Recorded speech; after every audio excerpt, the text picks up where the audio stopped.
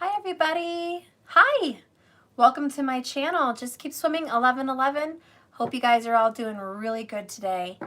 Sorry I've been out. I've been so busy. I've been helping a client that really needs me right now, going through a lot, Scorpio energy, and it's been tough. It's been real tough for that person, and it's taken a lot of energy for me to help them navigate their relationship. It's a very intense situation, and we are getting through it. So anyways, I've been gone for a little bit. Thank you all so much for coming back in and waiting for me. So this is part 3 of my little saga, my little Twilight-inspired saga.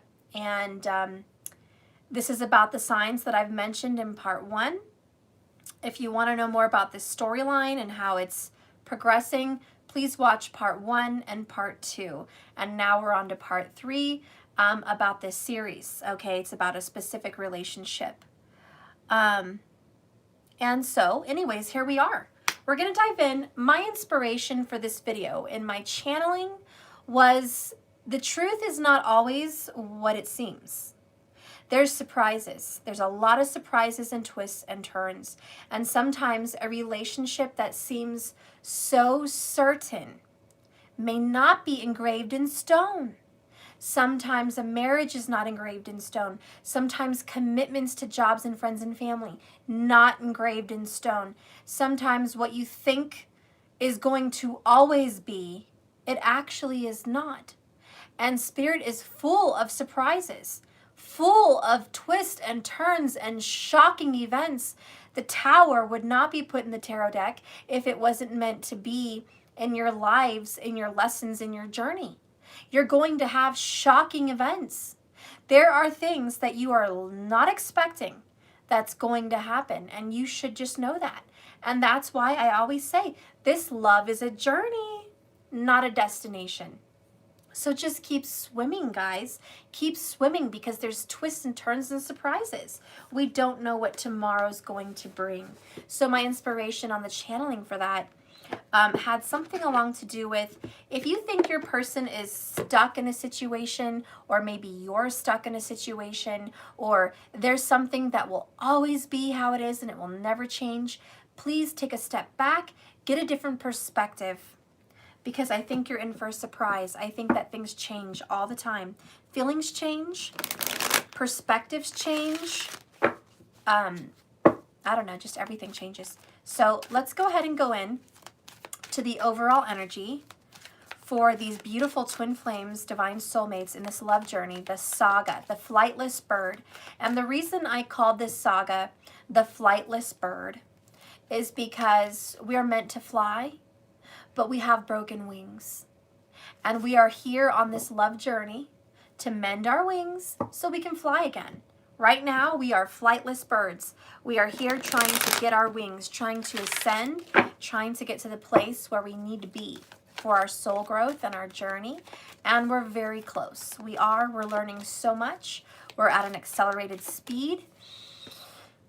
Things are going so good. The North Node and South Node are getting ready to transition to another Tower transformational period, which is Taurus and Scorpio. And we're going to be, this is Vedic astrology, and we're going to be going through some major shocking events, big changes, shocking turns, and towers. I am definitely seeing towers come up for you guys. Good ones, not bad ones, good ones. Honestly, the journey that I've been reading for you, I feel you've already hit the bad towers. I feel like the towers that you've already gone through have been extremely painful and detrimental. So, the towers that are yet to come are good, healthy, happy towers that come to destroy obstacles. That's what I think. All right, so today, the overall message for the Twin Flame Flightless Bird Saga, Part 3. Things are not always what they seem. The truth is not always what it seems, is not for you. And that's a tough pill to swallow. That's a tough cookie to take. All right, this is a tough cookie. This is a dose of tough love. There are some things that are not meant for you, honey. And this can be good for some people because some people have been dying for someone to end a relationship so the third party dynamic can move out of the way. And that is the tower you're looking for. The tower that says no more third party.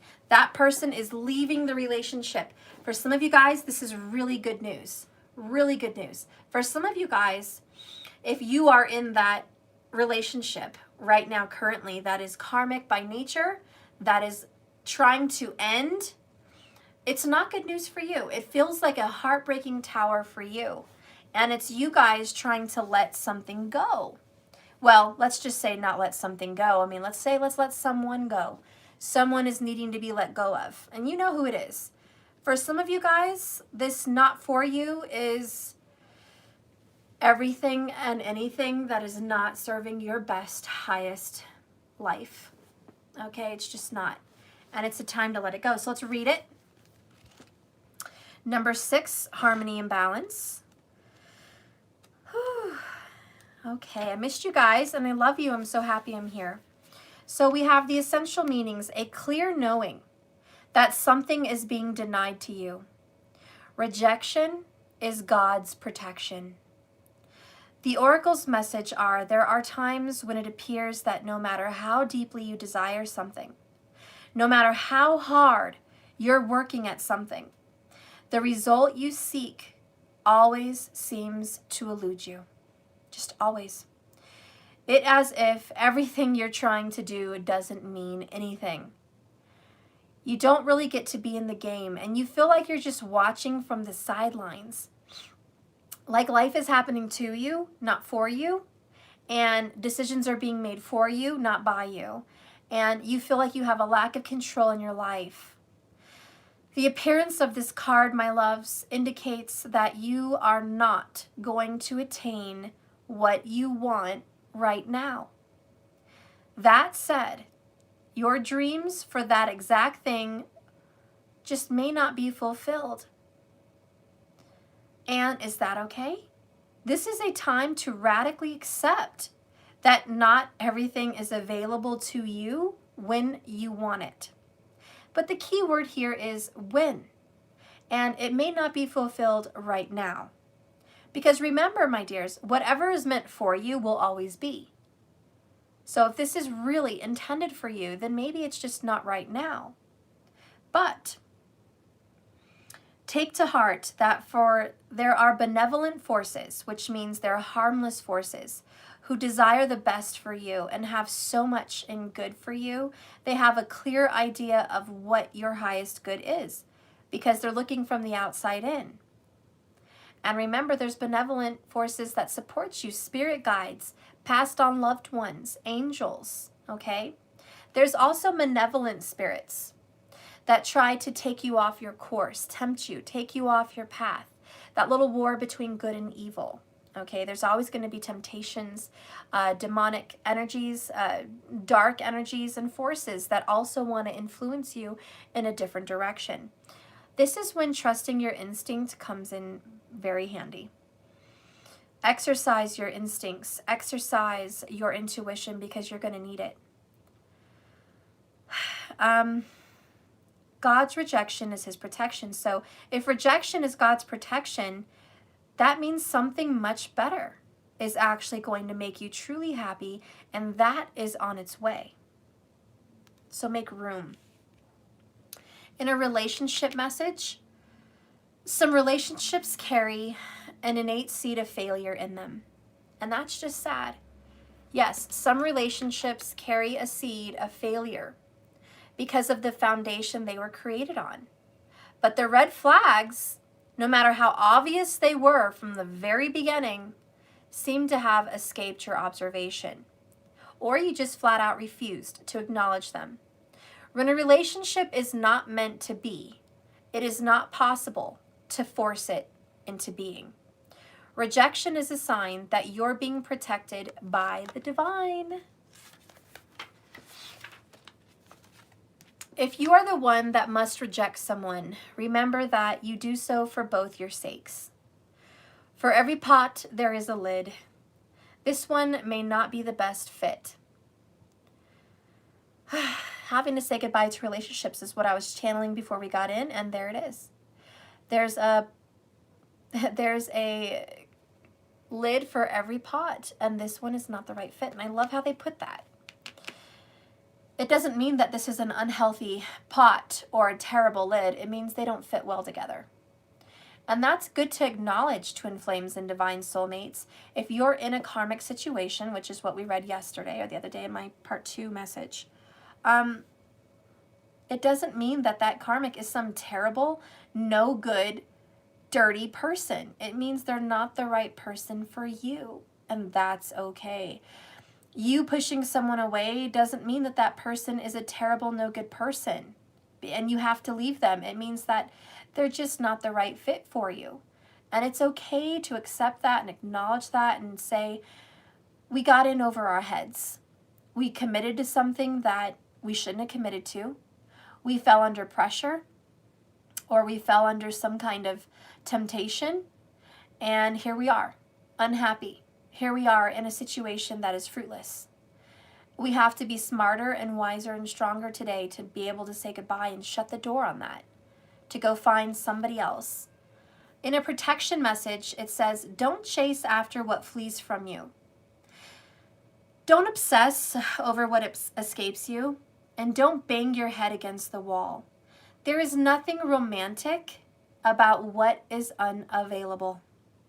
There is no prize given by torturing yourself, and there is absolutely nothing to be gained by refusing to see red flags that have been waving at you since the beginning. Now is the time to walk away. There are other goals, other loves, other games, other successes waiting for you. This is not the end. The way out of obsessing over this ending is a radical acceptance and surrender. Spirit really just wants the best for you. He wants a big smile on your face, a happy hug at the end of every day, peace when you go to sleep, and prosperity and abundance so you can enjoy the earth He's given you. So this is a sign that you have something much better in store for you, and what you have currently going on is not doing it. It's not making you happy. It's not fulfilling you. It's not for your life. And you have to trust that. And it's ironic because at the bottom of the deck, let me grab it. I have nails now and it's a pain in the ass. Sorry. Let me grab it. Okay, at the bottom of the deck of my Spirit Speaks Oracle, I have closure. Get it over with. Sometimes people just say, rip the Band-Aid off, get it over with. I'm tired of dragging it out. Okay? I'm tired of dragging this out. I'm sick of it. I just want it to be done. Say what you have to say and close the door. Let me walk away with whatever pride I have left. Okay? Let me move on with my life, with whatever dignity and peace and joy and strength that I actually have left that I can muster. Just let me have that. I don't want to sit here and muster and bubble up and boil under the surface of something that's doomed. Bottom of the deck over here is why. And a lot of you guys have a lot of questions why. Why is this over? Why is this ending? It felt so good. Right? It felt so good. You know, this fits perfectly with today's reading. Look at the thumbnail that I put on this video, guys. It's a picture of Jacob, Edward, and Bella. And yes, I'm basing this storyline saga over Twilight. But look at that picture.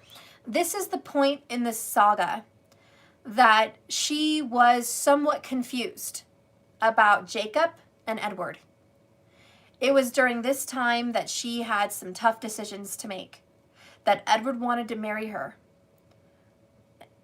and that Jacob wanted her to choose him because she could live a full life. She wouldn't have to die. She wouldn't have to transform. It would be easy. And in the movie, he said, being with me, Bella, Jacob said this, being with me is as easy as breathing. You wouldn't have to try. You wouldn't have to change. You could be who you are and have a child and live a life and stay here and be with your family. It would be the right thing to do. Right? And that's true. That's very true. And she knew that that was probably a more healthy, better choice for her at the time. She knew that her dad liked Jacob more. She knew that she grew up with Jacob and she could trust him. She knew that he was good looking and charming. She knew that she would be able to see her mom and be around her and her stepdad and have a life with them still. She knew she'd be able to go in the sunlight. She knew she'd be able to have children with Jacob. And she knew that she could stay in Forks and be happy. She knew that. And it wasn't a terrible life. It sounded like a pretty good life. But compared to Edward, what is it that she knew with him? She knew with him that she would have to undergo some big changes. That she would have to get out of her comfort zone. That she would definitely have to change. That she would have to let things go. She would have to let her life die. She would have to lose her friends. She would have to lose her parents by pretending she was dead and never seeing them again and letting them mourn and grieve her. She knew that she would have to hide from the sunlight and never go in it again. She knew that there was rules and regulations under the vampire Volturi that she would have to follow. She knew that she would never sleep again. And she knew that obviously her eating habits would change. Clearly her eating habits would change. Against all odds. Against all of that, which sounds absolutely dramatic. She had to choose. And everyone says, why is it such a hard choice, Bella? Why is it such a difficult choice? I mean, compare apples to apples here. Is it really that hard? I mean, wouldn't we all choose Jacob? Doesn't he seem easier? I mean, just based on the description that I just laid out for us, I alone would say, yeah, Jacob is the safer choice. Jacob is good looking. She won't have to change. Jacob seems very comfortable and family-like and certainly safe. Very safe, right? But look at all the good things that she can have with Edward as well. Everlasting life.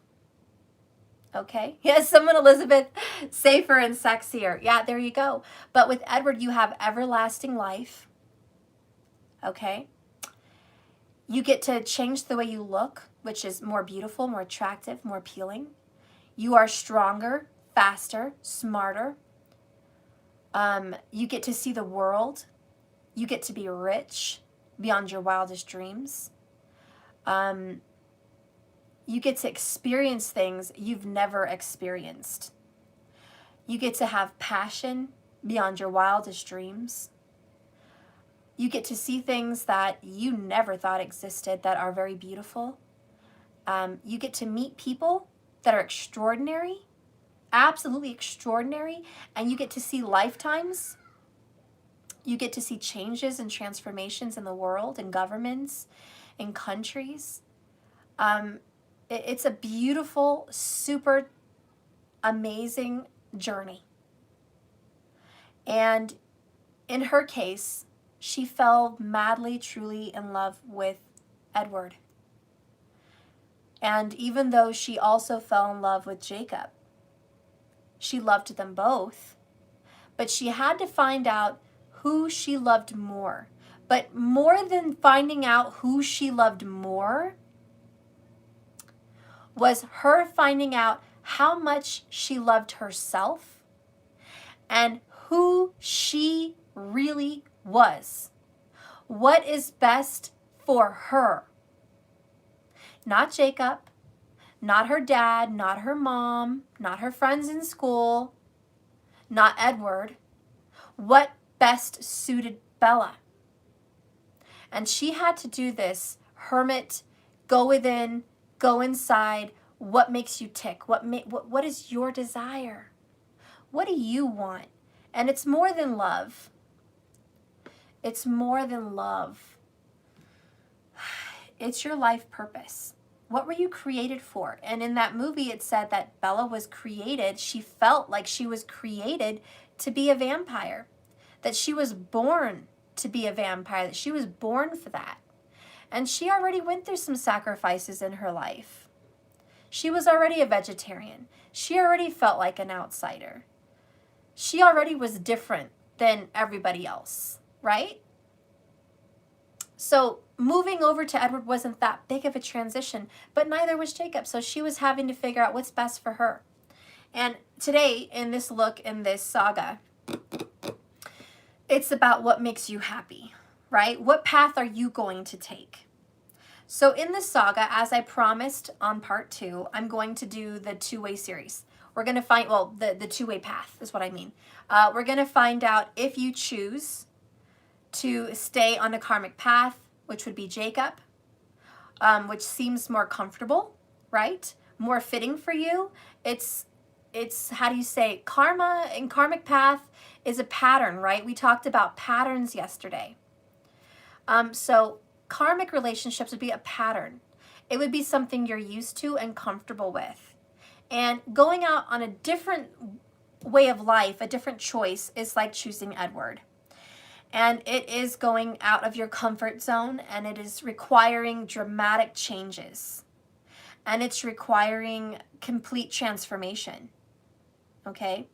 Not only are you changing your life, you're transforming everything about you. So we're going to see that path as well. But so today we're going to look at this path because I think the karmic path is loud and in our face saying this is not for you. You were meant to meet this person. You were meant to go into a relationship with this person. You were meant to have something with this person, but this is not your destiny. Your destiny is bigger and it requires more from you. And that would be the new path. So we're going to look at that. But of course, you have a lot of questions. Why? Well, if this is my destiny, why did I meet this karmic person? If this is fate, why is it not easier? If this is fate, why aren't we together right now? So you have a lot of these questions. What am I doing here? What is this journey? Why am I being put through all these lessons? And what in the hell is it supposed to mean? What is the outcome? So we have a lot of those questions here. Bottom of the deck over here is taking action. Act like you want it. Okay? Don't let things just happen to you. Make decisions of things that you want. Go get it. Okay? Go get it attitude. Let's go ahead and get a message from my fortune cookie oracles here. Okay. What's a message from the fortune cookie oracles before we start?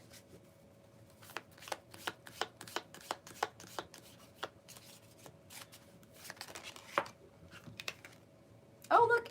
I just noticed I have a fortune cookie in this picture and I have a fortune cookie here. So maybe somebody's going to get some Chinese food today. Maybe there's a fortune and a lucky cookie for you if you do. You know, just saying. Maybe there's some Asian background there that connects to you in some way or something that connects with you with fortune cookies. Either way, it's just a cute card and it's a cute message. So my message from my fortune cookie oracles is time to take out the trash. Declutter. Purging, clearing. Doesn't this have a lot in common? I mean, look how they're coming out, right? We have closure. Not for you.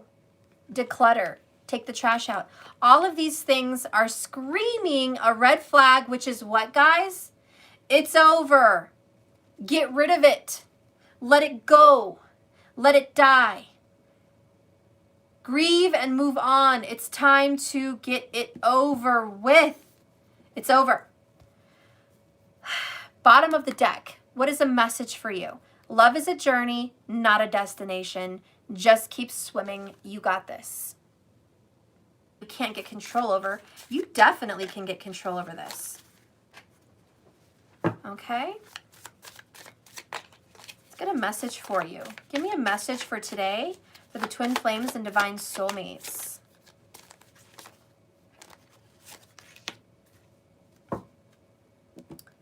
So we have understanding grief. Again, this is a card we've been getting repetitively for days now, but it says in acceptance. Sometimes we have to allow our loved one to fully be dead before we allow ourselves to fully live. See, sometimes you have to declutter, take out the trash, have closure. Okay, not for you. Let them die, right? We just said that. Let them fully be dead so you can start to live. You know what that means? You're not living your best life right now if you're hanging on to trash. What is trash, guys? Well, it's a karmic relationship that makes you feel this big. It's a relationship that doesn't feed your soul. It's a relationship that makes you second guess everything about yourself. It's a relationship that is toxic, and it is damn sure a way and a lifestyle that is not serving your best and highest good. And if you're going to hang on to some relationship that drags you down and keeps you from your ascension, then that's trash. And it's time to take out the trash. Bottom of the deck here, what do we have is healing. The road I am on is a journey of the heart. All my memories live within me. I am moving towards healing. If you feel like you've forgotten things, your memories have been obstructed, your memories live in your heart, not your mind. Don't think that you're going to remember everything at every given moment. Don't think that you're going to recall on your memory like some computer that can instantly give you data and information. Because that's not the way memory works. Memory comes up in your heart and wells up with tears or feelings in the time that you need to remember it.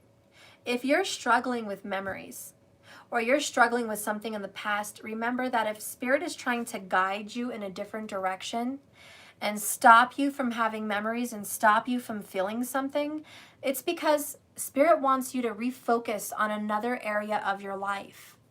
And right now is just not the time to go back into those memories and visions. Now is not the time for that. Now is the time to move on to something different.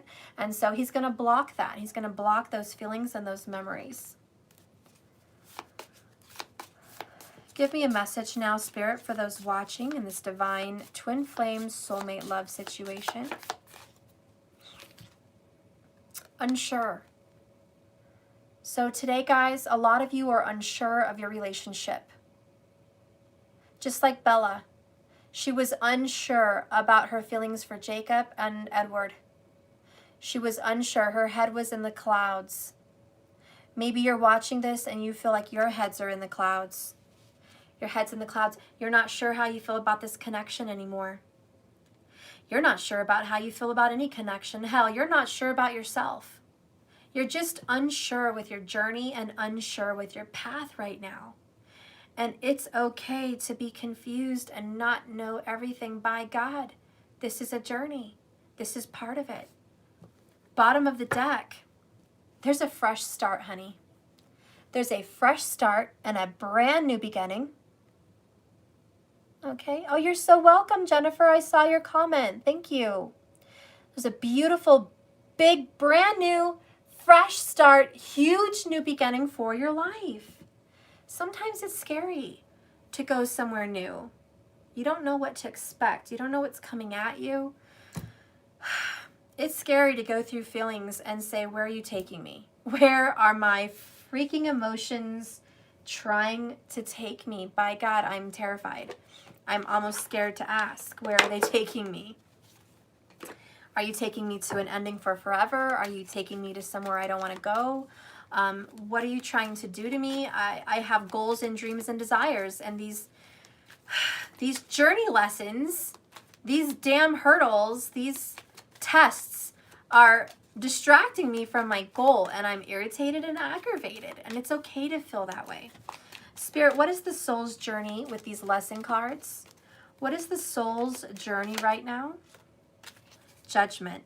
Oh, I love it, guys. This reading is really going in a good direction. So we have the Judgment card here, and it says, I understand that everyone has their own unique path and challenges. We have to understand that you're different and I'm different. Your twin is different. Your karmic is different. Everyone has these completely different lessons. We all make judgments based on the best knowledge we have at that time. Our decisions are usually made out of a certainty. A lot of us feel extremely certain about something in a moment. But what fluctuates? Feelings. Feelings are so fickle. You may feel 100% into something one day, and tomorrow you're completely different. Completely. Like this is a 180. You may be all in to a relationship at one point in your life, and all of a sudden it changes direction. We're going this way now, and you're mad at yourself, and you're frustrated, and you're resisting that change. And you're saying, no, we got to go back. This was my decision. This was my judgment. Stop trying to take me somewhere else. I made a decision. I'm committed to it. This is where I am. This is where I need to be. Quit trying to derail me. But really, Spirit's just trying to reveal something to you. Spirit's trying to show you something hidden in yourself. Spirit's trying to help you take out the trash.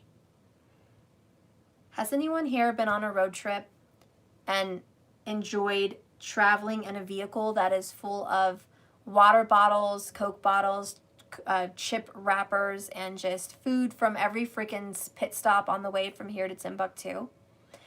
I don't think any of us would want to go on a road trip full of trash. I don't think you would want to travel 1,000 miles with yesterday's trash in the back trunk, smelling like old cheese and rotten bananas. I don't think so. I don't fucking think so. Please don't go on a trip with trash. Please, God help you. Please don't do it.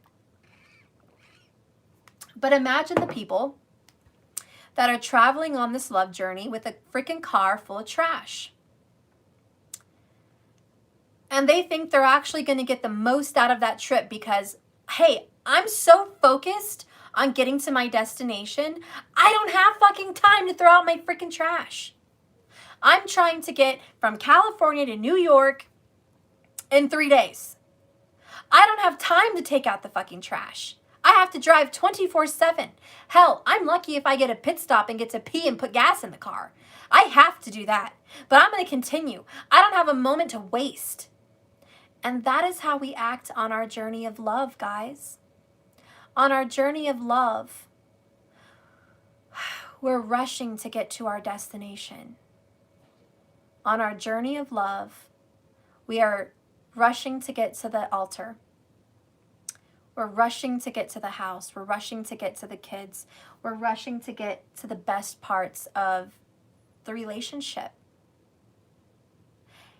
And you're missing everything. You're missing the pit stop on the way that had an adorable little puppy that could have joined you on your trip that was abandoned. You're rushing and missing the beautiful water slide park to the right that was wide open and free for the day. You missed that sign. Could have had a nice pit stop there, a really good memory.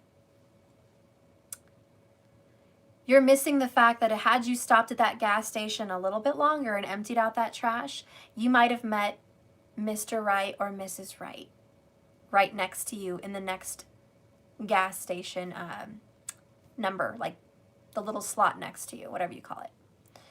You might miss them. You might miss them on this journey because you are so focused on getting to that altar or that destiny of commitment, children, family, and everything above. So that causes us to stop and think. We're not going to go on a road trip rushing to get to the destination. So certainly we're not going to rush through our life and our relationship and rush and skip to the good parts because it's not going to be good. We're going to be exhausted. You know the people that get from California to New York in 3 days? They're fucking tired. And when they get to New York, they sleep. They will sleep like 48 hours. They will miss New York because they are so tired, they just have to hit the sack. They have to hit the hay. They have no time for play. And that's what happens in love, guys. You rush through love, you rush through relationships, and you don't have fun with each other anymore. You're not loving each other anymore like you used to. You're not enjoying each other, okay? You're rushing everything. And I'm sorry, but that's like trying to get to dessert. And people do that so much. They rush in a relationship to get to the sex. How many people here, and you guys can all notate in the notes, that you were in a relationship super attracted to someone and you rushed so you could have sex? You hurried up and then it was over. And you missed all the romance, and you missed all the foreplay, and you missed all the dates and opportunities to get to know each other, the late night talks under the moon, and you just went beeline straight to the bedroom. That is not healthy. And again, that you're going to sabotage that relationship.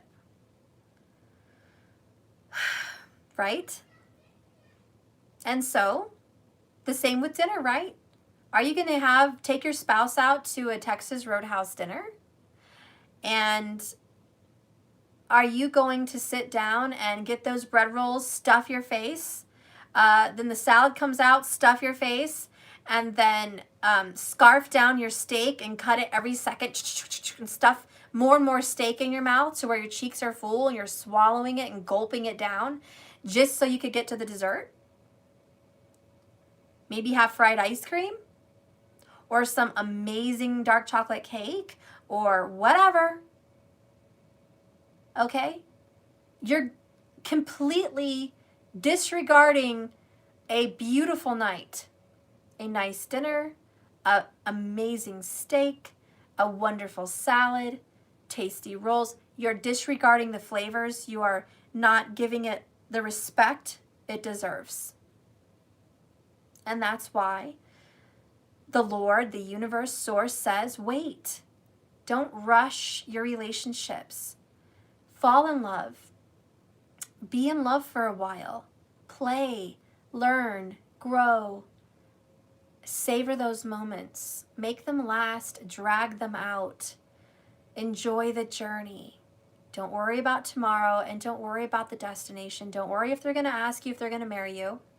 Don't worry if they want 3 kids and a dog and a picket fence, or they want 1 kid and an apartment in the city. Don't worry about that stuff. Just see how you guys fit together, and the rest will work out. We don't have to control every aspect of our relationship or life. And the love lessons of this is discipline. Bottom of the deck here is, I can accomplish what I set my mind to. Every relationship requires discipline. You have to discipline yourself to balance your work life and your family life and your love life. You have parents and siblings and friends. They need a piece of you. You may have children. They need a piece of you. You have work. They need a piece of you. You have your spiritual life, your prayer, your meditation, your self-time. That needs a piece of you. And you have your relationship, your lover. They need a piece of you. If you drain yourself, are you going to be able to deposit any kind of good energy into any of those areas of your life if you're overwatering one area? I can have a beautiful lawn, but if I overwater one area and I fail to water the rest of my lawn, I'm only going to have one patch of green and everything else suffers. And before I know it, my lawn looks like shit. And if we are all overwatering ourselves into some relationship, everything else falls apart. And when that happens, we founder. We fall. Now we have to redo the entire lawn. Even though that one little spot that we're overwatering is nice and green, guess what? We have to remove all the grass, even that one little spot. And we have to put new soil down. And we have to put new sod down. And then we have to have what? Discipline. We have to have a better watering schedule. We have to make sure we water in the morning. We have to make sure we only water certain amounts of the week. We have to make sure we're cutting that lawn at the right times and that it's shaded and whatnot. There's discipline. In order to have a nice lawn, you better have discipline. You better have grass feed. You better pick out the weeds when they come, because they come every now and then. You're going to have to take care of that lawn better, and it's going to require discipline. In your relationships, this karmic one is having closure. It's not for you. It's time to declutter. It's time to let this go, and you've got this. But the next relationship that comes your way is going to require knowledge and discipline. Balance. So there's a reason why Spirit's like, yeah, we're going to go ahead and declutter all of this crap now, because it's not serving you at all. And there's no way that the regimen you have going on is going to ever work for any relationship, period, ever, period, ever, period, ever. So, we'll read Judgment. And Bella had to learn that she had to love herself. And you know what was so interesting about that show? That Jacob helped her love herself. She spent time with Jacob, and yes, there was kind of a relationship forming there, but he taught her to love herself again, to put herself into friends, to eat a cheeseburger every now and then, to make a bike, to go to the movies. He helped her to laugh again and get her focus off of Edward. Sometimes, guys, we go in these relationships, we have a breakup, and then what happens?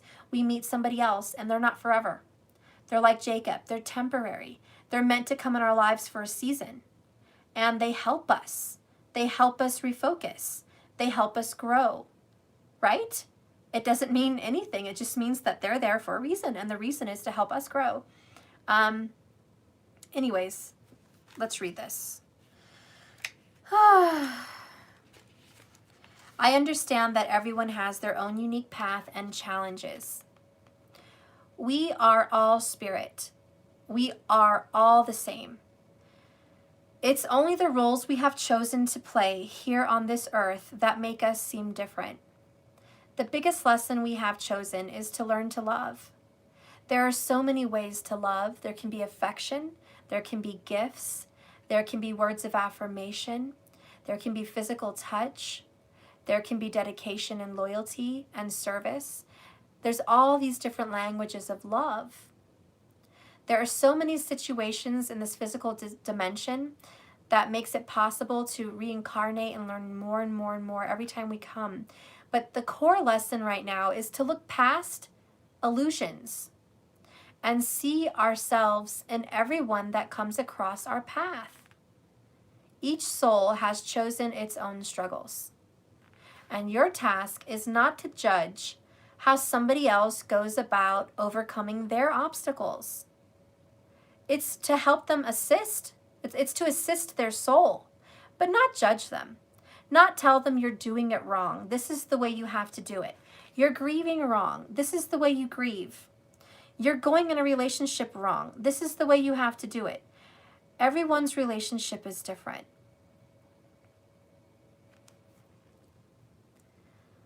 Spirit has given us the tools and the compass and the empathy to help see us through these trials and to see through the eyes of others who appear different. We have to put ourselves in the other person's shoes because our ego has taught us that making other people feel insignificant or inferior will allow you to feel better about yourself, but take you several steps back in your ascension. Because that is an illusion. By diminishing others, you are dimming your own light. You're diminishing yourself. Always learn to follow the golden rule. I will treat others as I would like to be treated. Everyone in your life is here to teach you something about yourself. Accept the lesson with love and understanding, and know that every path you cross, you were meant to meet them to teach them something about themselves. If we accept this one lesson, we'll understand so much and have so much more peace and less control over our own life and the lives of others. So watch our judgments.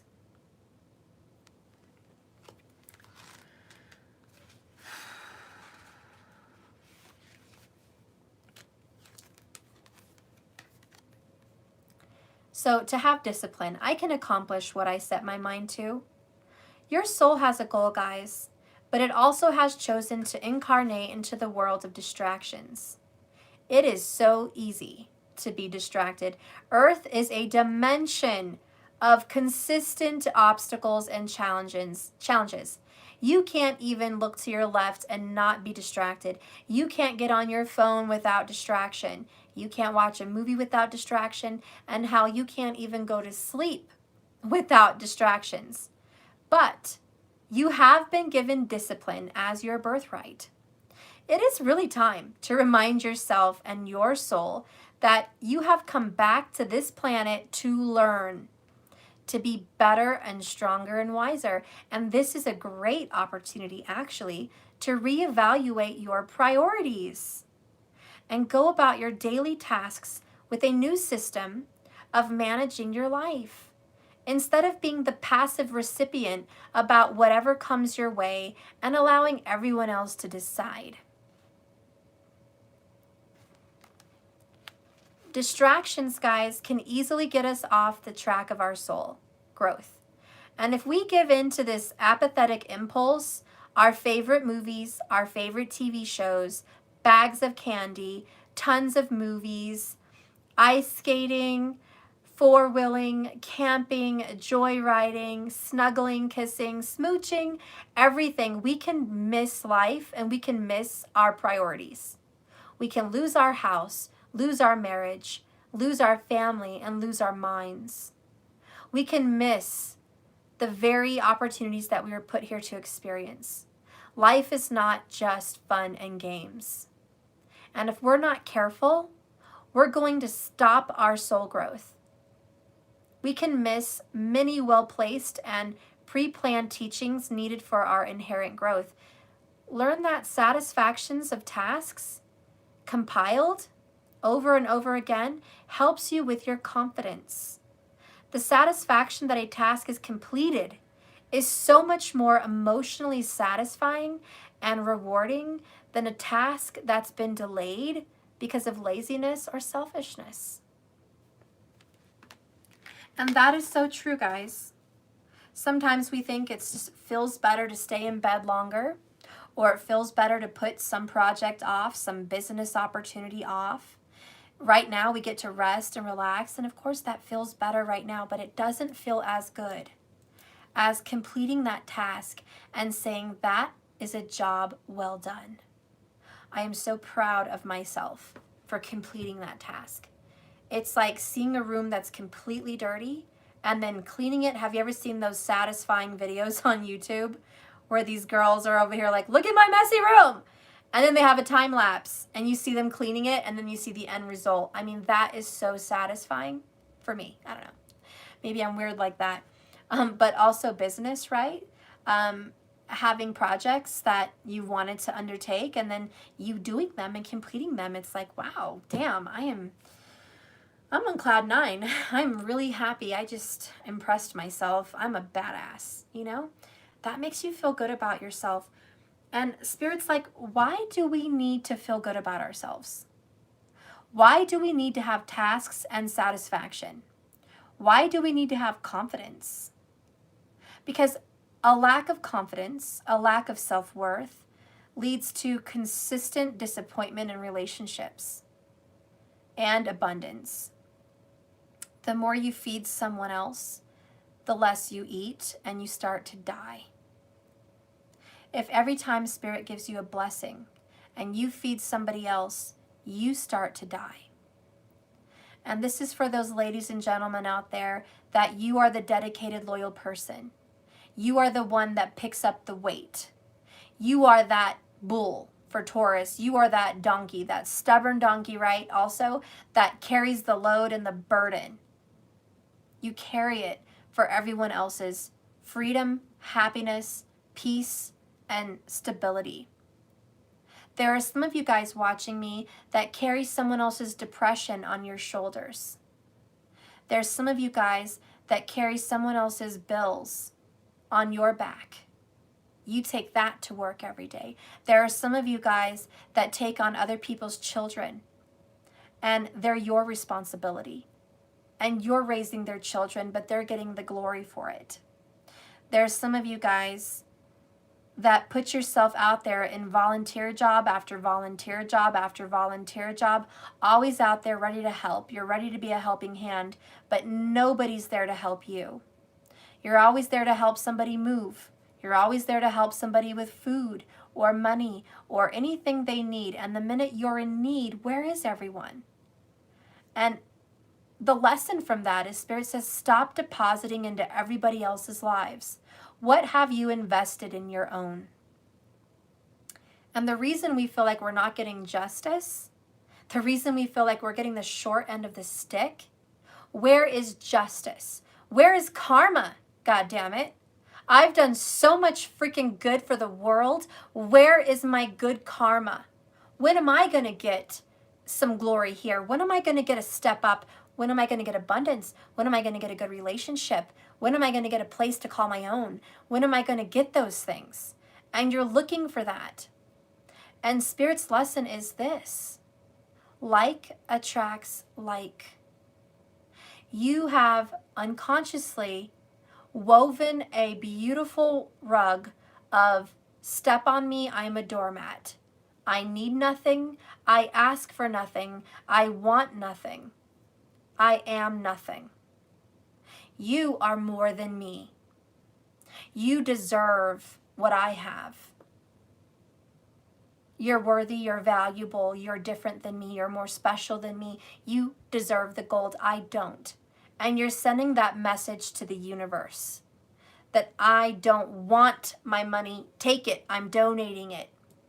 I don't need free time. I don't want to sit on my hands. Take my time, it will keep me busy.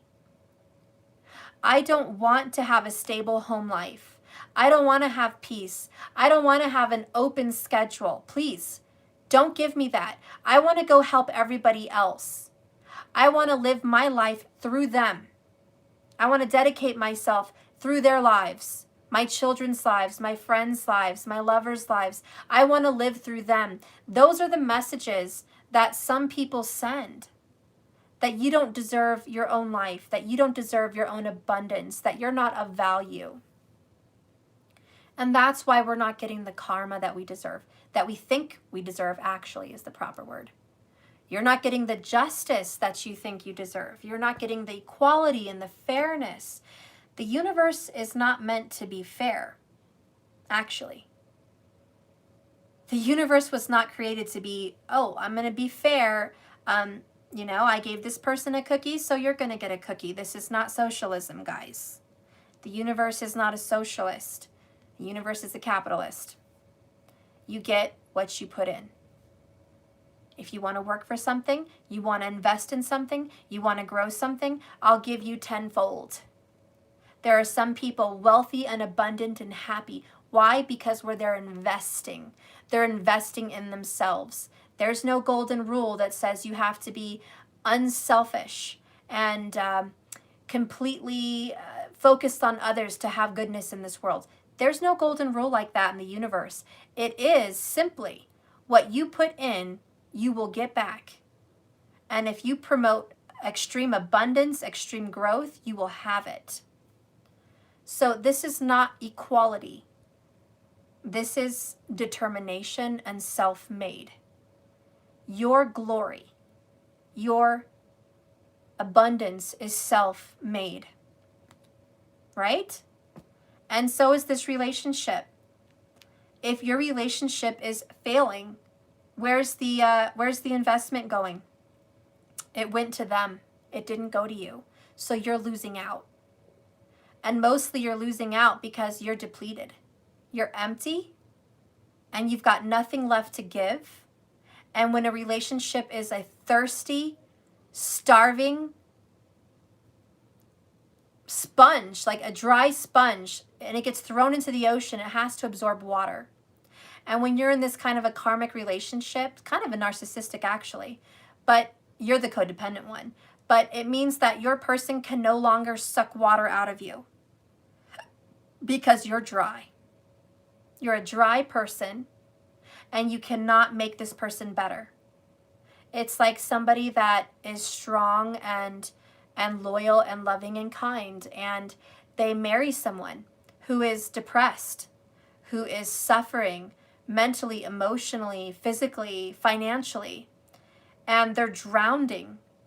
And this healthy, stable, strong, kind person comes along, picks this person up out of the water, and says, I'll save you.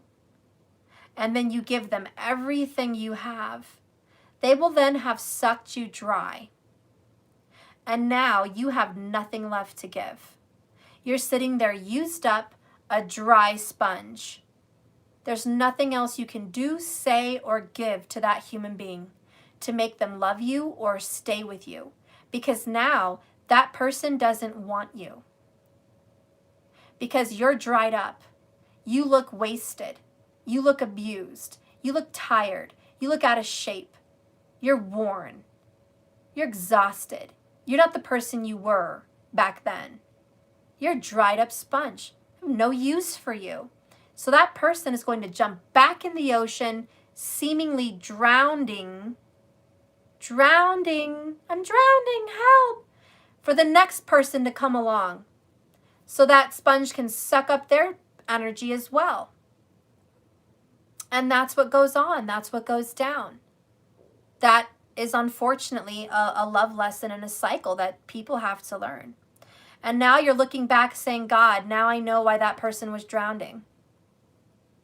That person doesn't know how to cultivate their own wealth. That person doesn't know how to cultivate their own personal health. That person doesn't know how to cultivate a relationship or stability. They have to feed off of somebody else. They have to take and live off of somebody else.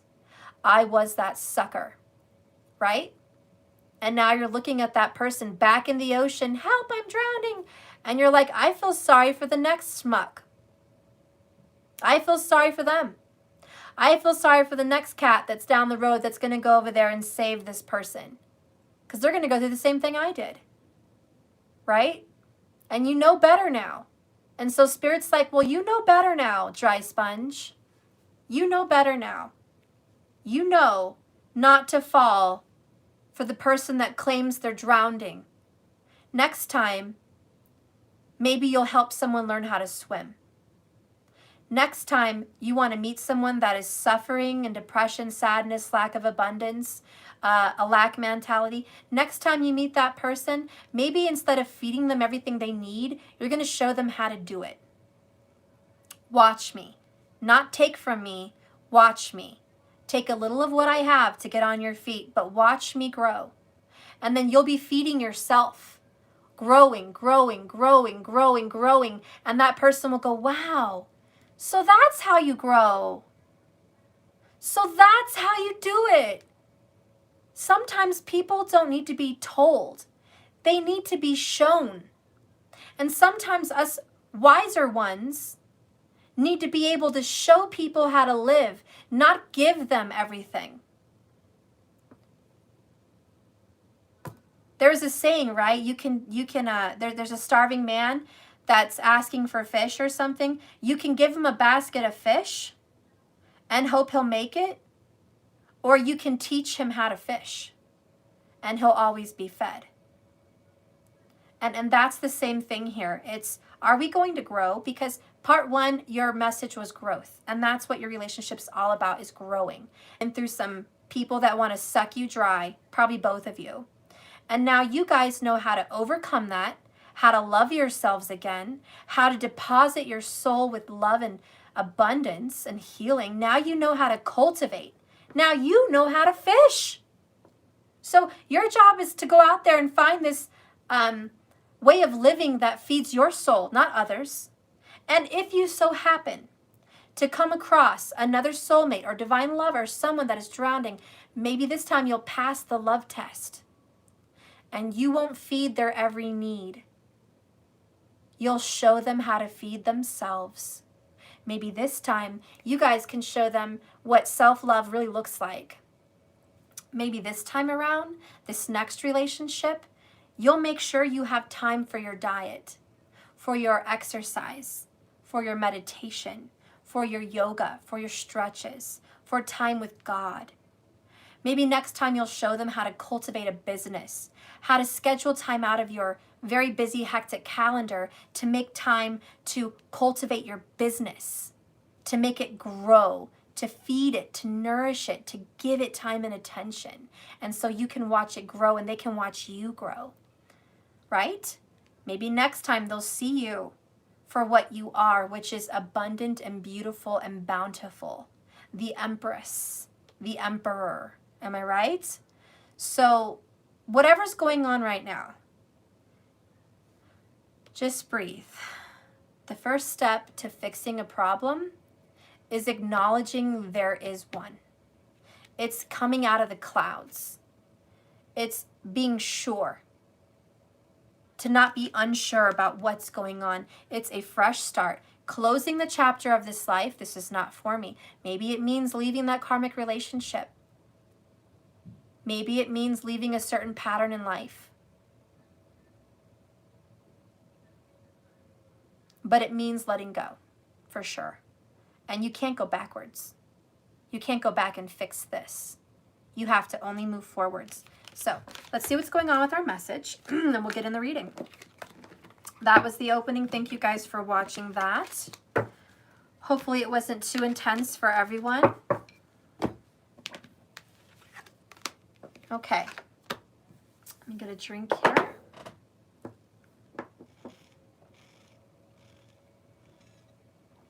All right. I think I'm going to use my tarot.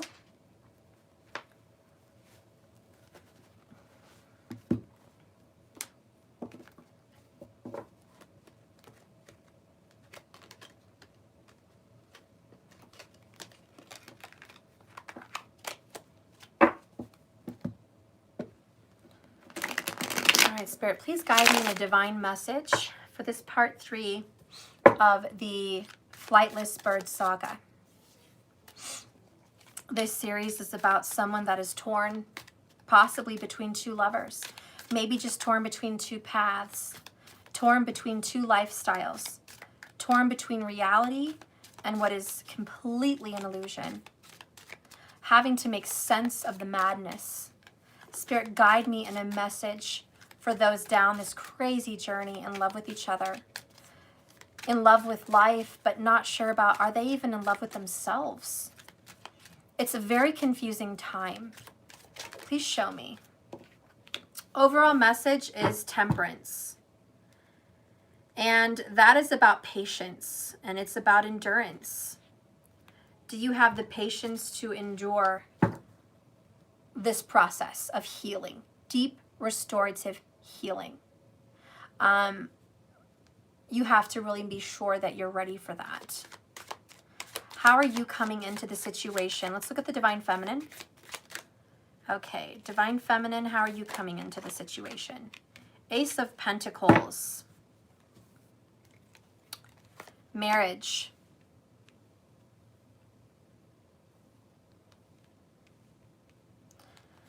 Third party. Page of Swords in reverse. Unconditional love.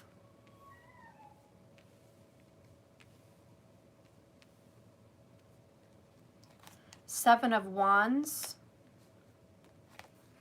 Six of Pentacles. Let's go ahead and get an oracle for that meaning for the Divine Feminine. Spirit, please show me. Show me a meaning here for the Divine Feminine. Sorry, there was like an hour opening intro. My God. Ah! Wow, we get the card that I kind of opened up with. Guys, we got closure. Get it over with. So, Divine Feminine, there's an ending. You have to just let it go. Let it go. For some of you Divine Feminines, you're hanging on to some ideal of marriage, about a new beginning. There's somebody else involved, a third party, and you're not listening to them. Or somebody's not listening to them. Page of Swords in reverse. There could be a concern of a child. Somebody could be staying in a third party situation because of children. Maybe because of a pet. Maybe you feel pressured. Okay? And then we have the unconditional love in reverse. You just don't love this situation anymore the way that you used to. You're resisting losing your love. You're resisting letting go of what was. Okay? The Six of Pentacles, reciprocity. You get what you give. This is karmic. You get what you give. You get what you put in, feminine. In this case, Spirit says, what have you put into yourself? What did you put into yourself? Nothing. Maybe very little. Very little. Very, very little. And you have gotten very, very little. If anything. And you feel like there's just been a resistance to this unconditional love. There may be someone, there's like two storylines here. There is someone that they love someone unconditionally and they are resisting them and resisting them and resisting them. Divine Feminine, your masculine is resisting you because they're with a third party. Maybe they're committed to this third party. Maybe they're already married to this third party. But they are damn committed to this third party, some new beginning, and they refuse to talk to you. Page of Swords in reverse. And even though you love them unconditionally, they're not showing you the same love in return. They are resisting you. And the reason Temperance is in reverse, unfortunately, is because the Fix-It angel, Archangel Raphael, my bad, is saying, I can't fix this shit right now. I'm sorry. This shit is way too fucked up. I can't even fix this shit. You have to just close the chapter on this and let it go. Get it over with. And I know that's not something you want to hear, but that is something that's happening right now in this reading. Bottom of the deck, Five of Wands in reverse. Discord. The discord is coming to an end, but they're no longer fighting for you. They're no longer fighting for this. You're fighting for this. They're not fighting for this. Ten of Wands in reverse. Ace of Wands in reverse. Yeah, they're not even interested in this. They are not feeding it. They've broken your heart. I'm just reshuffling my cards, guys. I don't like how a lot of these were just crazy in reverse. I had too many. I had like 90% of the deck in reverse, and I don't like that. I just want to fix some. So anyways, Spirit, bottom of the deck here for the Spirit Speaks Oracles is true colors. Seeing what and who they really are. There's been some true colors revealed. Now the shoe could fit on the other foot. Divine Feminine, if there's a cross watcher watching for their feminine, maybe you're the one that's feeling like you're rejected and you have to end it with the DF. Okay, if you're watching this, maybe your Divine Feminine's being the pain in the ass and you have to end it with her. Or feminine, maybe you have to end it with him. But either way, you guys are seeing each other's true colors. Seeing what and who they really are. And this is disappointing you. It's disappointing to you because you thought higher of them. You thought more of them. You expected more of them. You thought that this relationship was going to be more, and it just isn't. It's not for a lack of not trying, but it is for a lack of not understanding how to love. And that's that Page of Swords in reverse. It was not being teachable. Kidding me? No. And I hear a lot of you like, no. I don't want to do a repeat from yesterday. So we're going to take this in a different direction. But this is very much kind of a repeat from the other day with part 2. And I'm just like, again, it's beating it into your head. It's like if you didn't get it last time, let me make it more clear. We have, I love myself and I see myself in everyone. Divine Feminine, you need to take the time to honor and acknowledge who you are and what your soul has accomplished with your life. You should look at your past soul choices and be mindful of how through your positive actions, compassion, and understanding, you have made a better life for yourself and others. So don't be so hard on yourself. How have you changed the world in some way? Have you helped people? Yes. Fuck yes, you have. Have you risen people up from their despair? Yes, you fucking have. Have you dedicated yourself to those in need and the world in need and innocent people? Yes, you have. You are a healer.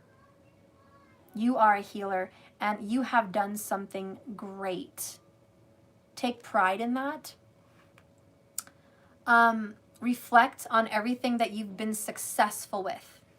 Look at everything you've been good at. Don't look at this closure as a failure. Don't look at this relationship as a fail.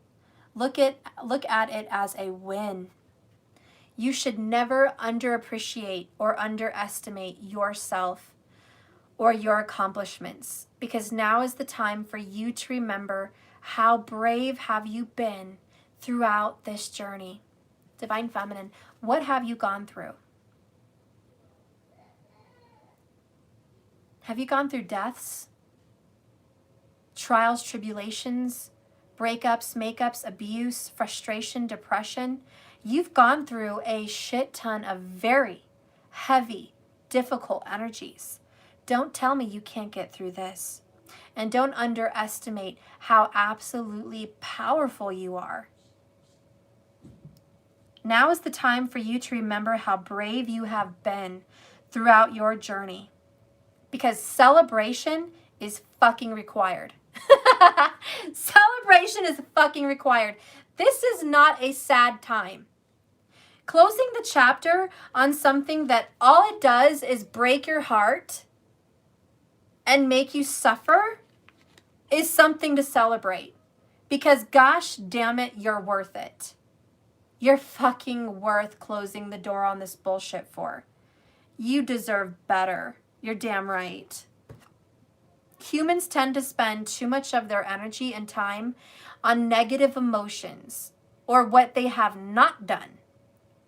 This card is telling you that you should take rightful ownership of who you are now and how you have shared your unique light with the world. It may also be a perfect time for you to look forward and acknowledge those other souls around you that have also accomplished many great things and who need to be reminded of them. Okay, that's a great message. Spirit, tell me what we're looking forward to as we move on. Tell me what we look forward to. Because us feminines are tired of the letdown. We're tired of the trials and tribulations. We're ready to stop resisting change. We're ready to close the door and move on from a toxic chapter of our gosh damn divine feminine life. And we are ready to fucking love ourselves again. We are ready to fucking deposit energy into our lives again. We are fucking ready to heal and be strong again. We are fucking ready to take our power back. How about that? We are fucking ready for it. And we're sick of sitting on the sideline. We're sick of being chosen last. We're sick of being put on the back burner. We are sick and tired of people making decisions that affect our lives, and we do nothing about it but serve them like some slave or some servant. We're tired of serving other people's ascension. It's time to serve our own. So tell us how we can do this. Tell us how we can serve our own ascension. Three of Cups. Boom! And we said celebration, and there it is, guys. I just fucking said it. The card said it's time for a celebration. And there it is. Celebration, Three of Cups. You're damn right it's time for a celebration. You have all kicked some serious ass. And you've taken on some bad boys, some bad girls. You've taken on the heavy hitters. Okay? This was no lightweight boxing match, fellas and ladies. This was the heavyweight. Okay? This was the championship. You went against some real hardcore, stubborn son of a guns. You have found your unfortunate selves in the limelight with very difficult, hard-headed, temperamental, extremely annoying people. And damn it, you deserve a fucking award by now. Take a fucking round of applause for the divine feminines that have sat here and fucking babied and served and been a crutch to these people that couldn't get through life without you. Because god damn it, if you weren't around, I don't quite frankly know if they would have made it. Honestly. I just don't fucking know, guys.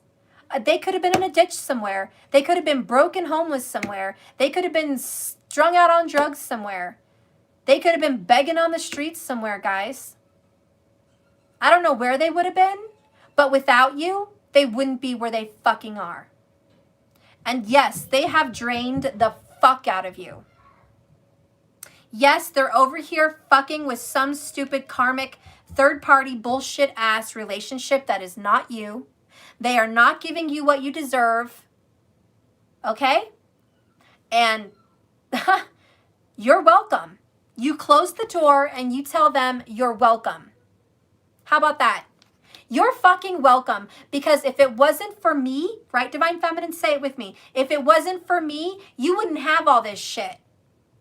If it wasn't for me, you wouldn't have that fucking car. If it wasn't for me, you wouldn't have that fucking karmic. You'd be crying somewhere in a corner with no self-esteem. If it wasn't for me, your job wouldn't have taken you this far. Okay? So you pat yourself on the fucking back because you deserve an award and you deserve a celebration. You may not have gotten what you wanted out of the situation, but it doesn't mean you're a failure. It means you lifted someone up above your own needs, which is extremely loving, unconditional, and healing. It's extremely giving of yourself. It's very sacrificial, and you have definitely sacrificed your own happiness. You have sacrificed your own abundance. You have sacrificed your peace of mind and your well-being. That is the price you paid, guys and girls. That is the price you paid when you went ahead and did this shit. And I know you didn't get justice, and we know why. Because like attracts like. And because you've been busy depositing in their shit, you don't have shit. But it doesn't mean you're a failure. It means you're a fucking badass. And now you're done. You're going to close the door. I've taken you as far as you can go. And now you can go on your own. That's what this is. I'm closing the door. I'm no longer going to feed your bullshit. I'm moving on. Go ahead and continue this third-party karmic bullshit. Marry the fuck out of that person. I don't give a hot diggity damn. I don't care about the no communication. You want to ghost me? So be it. You want to block me? So be it. You want to run away from me? So be it. You want to cut me off? So be it. I don't give a damn anymore. And that's this unconditional love in reverse. It's I did care and I don't. I did pine for you. Now I'm not. I did give you my acts of service and unconditional love, and I'm pulling back. I'm pulling back. It's time to love me. I don't give a damn if this twin flame, divine soulmate, destined, freaking amazing love works out or not. I just don't even care, because that's not my purpose. That's just not my purpose. And Six of Pentacles, by God, it's damn well time to feed me. I fed you long enough. I've babysat you long enough. I've coddled you long enough. I've given you excuses and let you hop a ride on my train here for long enough. Get off the train, get off the divine feminine coattail, and walk. I am no longer your crutch. Closure. And I'm getting it over with now. Get it over with. And it's that abrupt wake up. That rudeness, right? In essence, this is a tower. In essence, this is the tower. And it's you just saying, I don't give a damn anymore. I just can't, and I don't. I'm tired of you resisting me. I'm tired of you fighting me. I'm tired of going up an uphill battle. I'm tired of this third-party bullshit. I'm tired of drowning. I'm tired of starving myself. I'm tired of putting myself out for you. No longer. It's time to feed myself, my soul. And this could be a lover you're telling this to. That's karmic. It could also be family members that have been draining the fuck out of you. You know, it could be a job. I don't know. Divine Feminine, you're going to have to see where that shoe fits for you. All I know is whatever you thought was set in stone, sure as fuck is not. And you have more than enough pride right now to get the fuck and move on. Because you're going after your happiness, goddammit. And no one's going to stop you. I am aware that being happy means I'm on the right fucking path. Right? And Divine Feminine, I think we all know that whatever this little fuckery path is, this little karmic fuckingville path, is not the right one.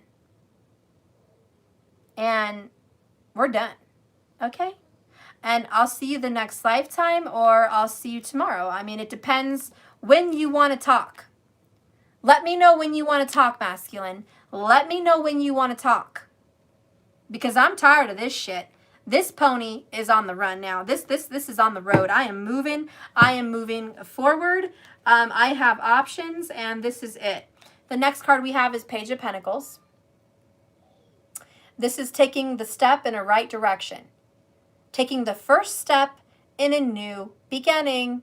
Page of Pentacles. Sending your love elsewhere, depositing your manifestative abilities and desires into the universe, and saying, you know what I want? I want everything. I want the fucking fairy tale, God, universe, source. Give it to me. I'm moving on, honey, and I am ready to have it deposited. I am ready. So, you're waving your flag. Oh, you're like, oh, you got red flags? You got all these red flags for me? Thank you. Thank you for showing me all the red flags. I have a big fucking white flag right here. I surrender. Surrender. Surrender. I'm no longer kissing your ass. I'm no longer pining for you. It's done. Spirit, universe, source, where are you? I'm coming over there.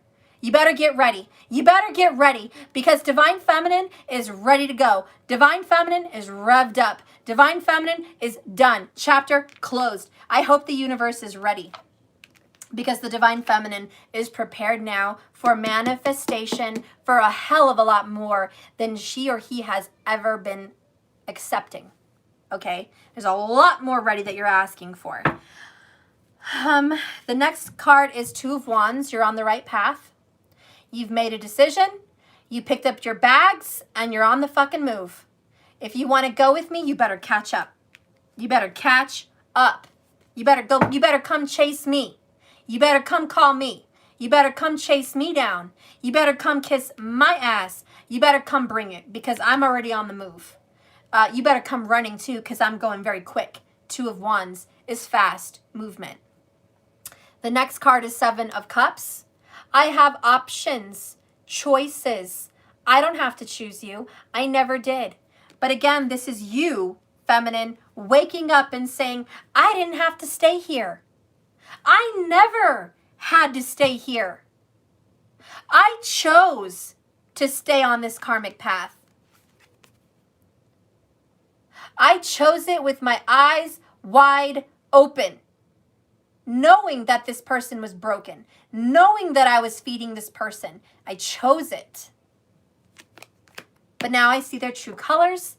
Whatever I thought would become greener, whatever I thought I could bring back to health and nourish, didn't happen.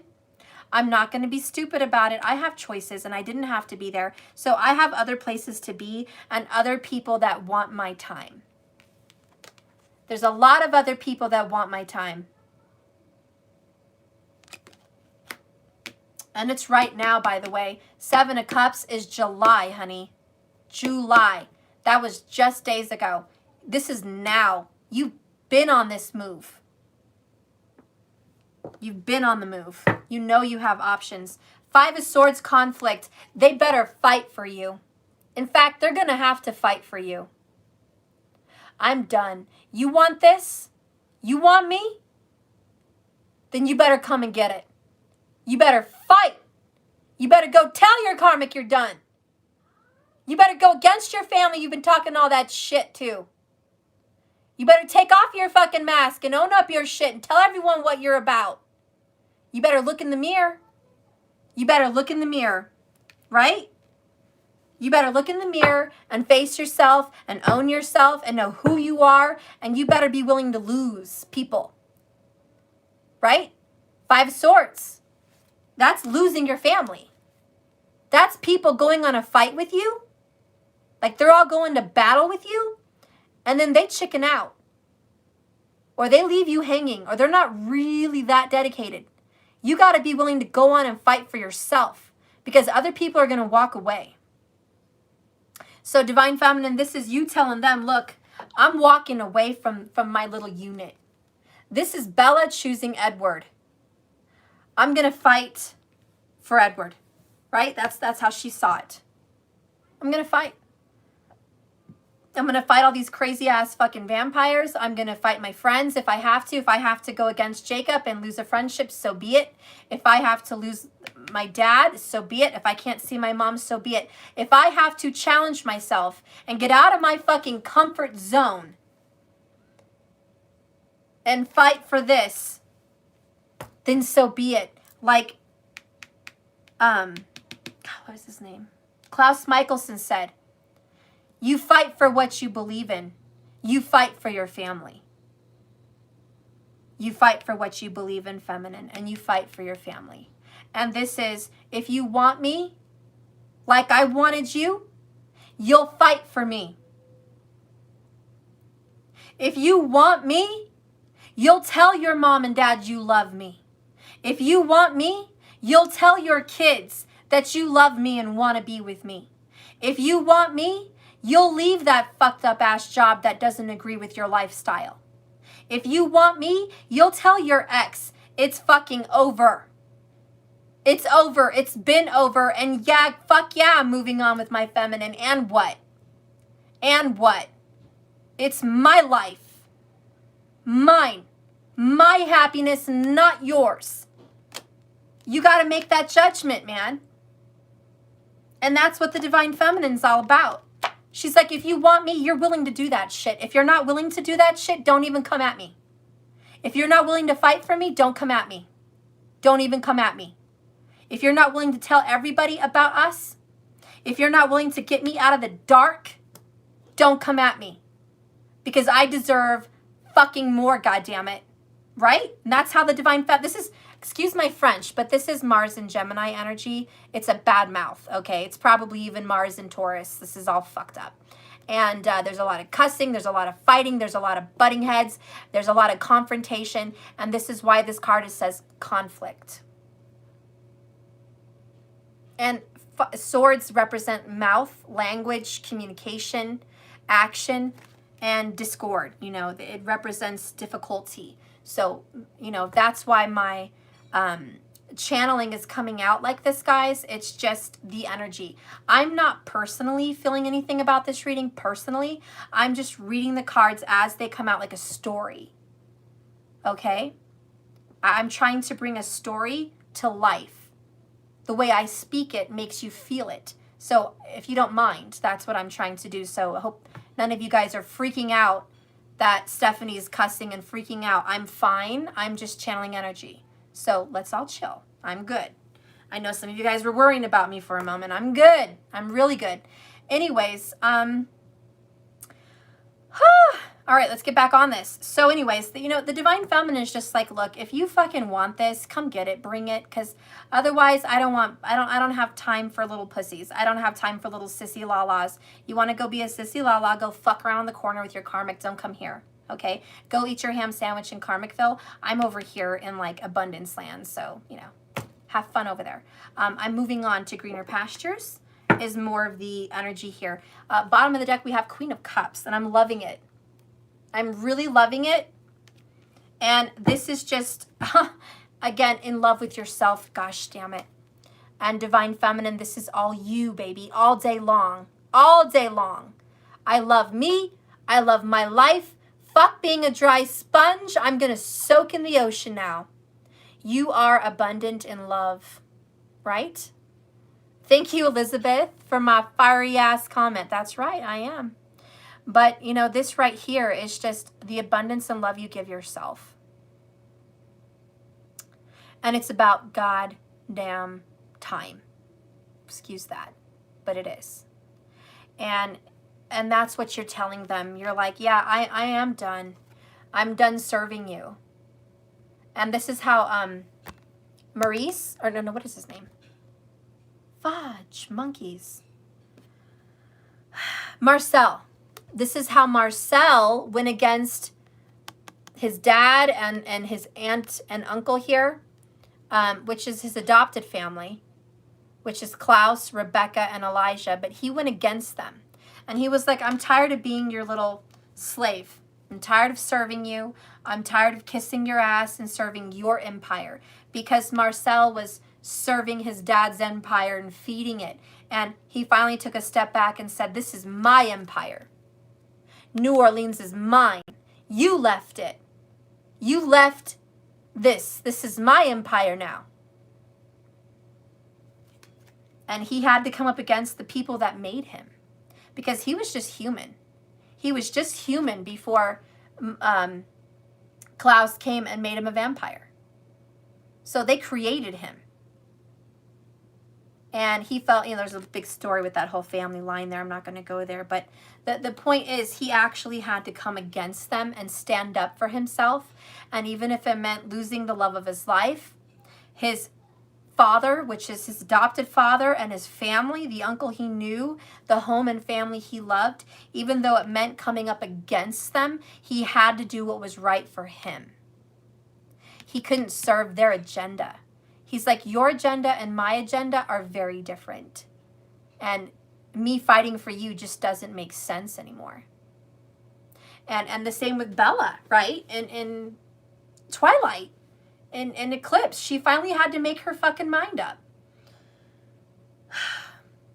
You know, I'm using this as you chose yourself with this Queen of Cups because you chose yourself. But, you know, in Eclipse, Bella chose Edward. And she hadn't told Jacob yet. And when Jacob heard her and Edward talking about their wedding and engagement, he was like, what? You're marrying him? And she was like, oh my God, Jacob, I didn't know you were there. I didn't know you were going to hear it. I didn't want you to be hurt. And he's like, fuck you, man. I am so hurt. I was there for you when you fell. I was there for you. And now you're choosing him over me? I thought for a minute there you were coming my way. But boy, was I fucking wrong. You didn't even admit your feelings for me. You didn't even admit them. I know you have feelings for me, but you're going to marry him? Fine, go. I'm out of here. I might as well go die now. I'm going to go fight. Five of Swords conflict. I'm going to go fight because the woman I love loves somebody else, and that sucks. And so he went, and then she's chasing him, and she's like, wait for me. And he's like, what? What do you want me to wait for? And she goes, I can't lose you. You're too important to me. And he's like, that's not good enough. Fuck important. It's not good enough. And she was like, but I need you to stay. I can't be without you. And he's like, still not good enough. It's not good enough. I deserve more. I do deserve more. And that's what the feminine's saying. She's like, Jacob, I deserve fucking more, man. So, bye. And then Bella finally said, wait, you know, kiss me. And he was like, what? She's like, yeah, kiss me. And they kissed, and Edward was freaking out. He's like hearing his thoughts and going, oh my fucking God, what kind of a lovesick triangle am I in? Jesus, who did I pick for forever? You know, but he's the one who caused all this drama. Had he never left fucking Bella behind, she wouldn't have ever had to go fucking meet Jacob and be with him and like him and fall for him. Had he not fucked her over like that, she would have never had to go mess around like that. and start to fall for someone else. So Edward was smart enough to know that that was his fault.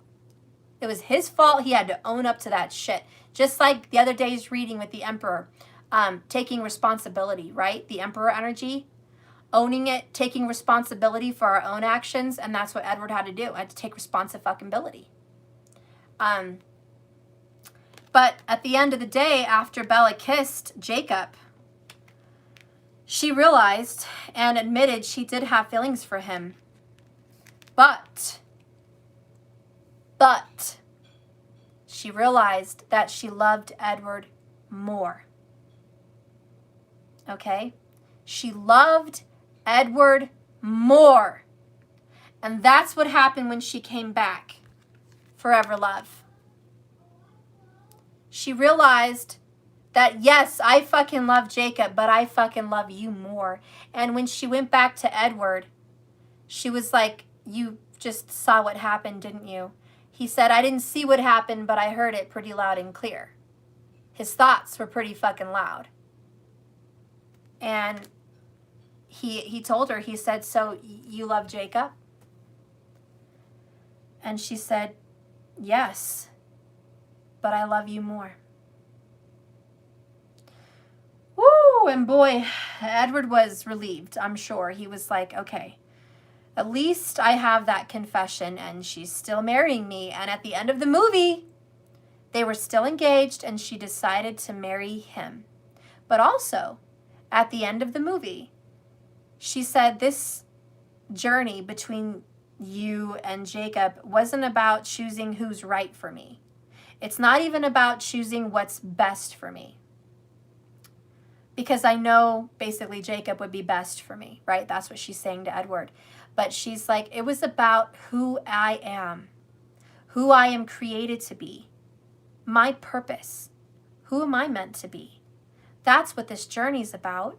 It's not about who's my right fit. It's about my life. That's the Queen of Cups right here, self-love. It's about my life. Who's right for me doesn't matter. What is right for me matters. And to be honest, Edward, I've always felt out of step, out of place. I didn't fit in. I felt different. And being in your world, which is the vampire world, I've never felt more alive. I've never felt more myself. I've never felt more authentic. So I didn't really choose Edward, she basically said. She's like, I chose my purpose. I chose my soul. That's what I chose. So it wasn't a choice between you boys. Sorry. You know, Bella's like, sorry, fellas, take the back seat. It wasn't about choosing you guys. It was really about me. And that was a step she had to make for herself. Because ultimately, Divine Feminine, our decisions are our own. Our journey, our own life. We can sit here all day long and pretend like I'm making decisions that's better for everyone. Bullshit. That needs to stop. We have to make decisions that are best for us. And what Spirit's been trying to like wring our necks and shove down our throat, what Spirit's been trying to make us see that we've been refusing to see is that we deserve better. And why is that such a terrible message? Why is that so hard to hear? It's the pride. It's the self-worth. Okay, it's so hard to hear because we're not used to hearing it. It's so hard to take because we're not used to feeling it. We have to step out of that for our own happiness. We have to just do it, make a better judgment and say, okay, I actually need to get out of my comfort zone and feel good about my life. And it doesn't involve these guys or these girls, and it doesn't involve this fucking sacrificial lamb, martyrism bullshit. It's about a little selfishness. It's about me. It's about my time on this planet, the time I have left to fulfill my purpose and my soul's desires, to learn these love lessons and grow. And I have to be woman enough, man enough, strong enough to do it. And I think you're at that point, Divine Feminine. I think you are at that breaking point where you're having a breakthrough. And you're finally saying enough is enough. It's time for me. It really is. It's not just talk. It's not just bullshit. It's not just planning and hopes and dreams. It's actions. You know, we got that bottom of the deck, act like you want it. It was, where was it? I don't know. You guys saw it earlier. The crow, the raven flying across, take action. Act like you want it. Act like you really want your own happiness. Act like it. Don't just tell me, oh, Steph, I am looking out for my best interest. I do want my best interest. I really do. Mom, Dad, I really do care about myself. I'm really working on myself now. You know, I know it's important to eat better, and I am starting to do better. No bullshit. That's all talk. No walk. Take action. That's acting like you want it. Enough talk. We're done talking. And that's what you're doing. You're like, I'm done. Bottom of the deck here was Strength card in reverse. This is you giving up. This is you not trying to control the outcome, not trying to heal your person, not trying to be his crutch or her crutch, not trying to drag them through the desert. This is just not facing their problems anymore. It's dealing with your own. This is pulling yourself out of something that you felt you had to be strong for and actually becoming weak. The opposite of strength is weak. The opposite of confidence, which is the sun energy, strength, is vulnerability. You're actually becoming very weak and vulnerable, which ironically is you getting your power back. Because you've never really strengthened yourself before. You were too busy strengthening them. So you are weak. In essence, you are Captain America before the juice. Okay? You're little Captain America. All heart, baby. All heart. No muscle. No fucking muscle. And Spirit's about to pump you full of juice. And you're going to come out all heart and all muscle. You're going to go build your muscle, guys. Right now, you've been a malnourished, tiny, little person with a big heart. But you didn't have enough shit to back up your dreams. And now you're going to go tend to that garden. Let's go ahead and get a card for that. No, I don't want that one. They're telling me no. Can't have that one, Stephanie. That's not the one I want you to read. Gosh darn it. All right. Fine. We're going to get an El Quay Oracle.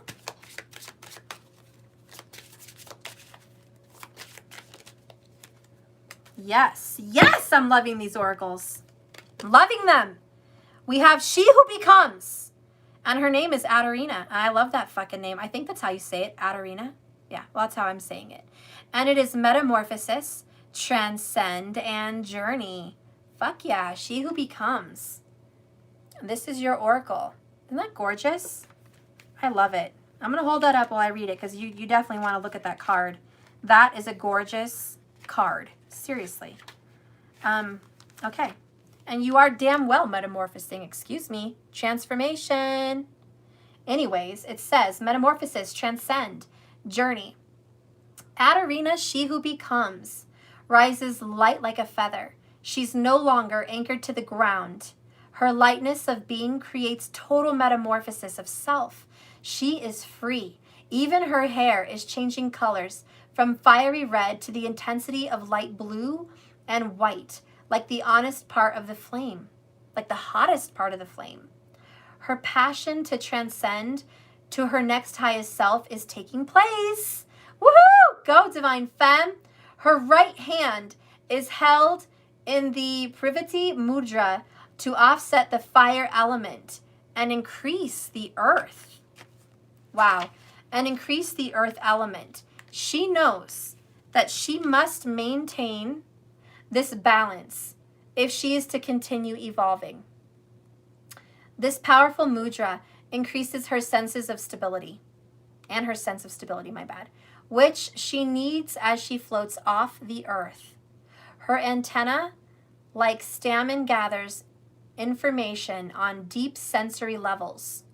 Atarina may seem to be asleep, but she is focused on her journey at hand. This card indicates, Divine Feminine, that you are at a moment of becoming the being that you have been working on your entire life. All the effort is coming together to send you soaring up to the next plane. The good news and the bad news is that there is always another level to achieve. Each subtle state of existence creates new challenges. Know that you have safely lived on your current plane, and all that you have learned by and failed in and powered through will be brought with you on your journey. The cranes who rise from the midst with you show you the past is a source of strength for the future. And like a caterpillar who metamorphoses into a butterfly, it's time to try out your new wings.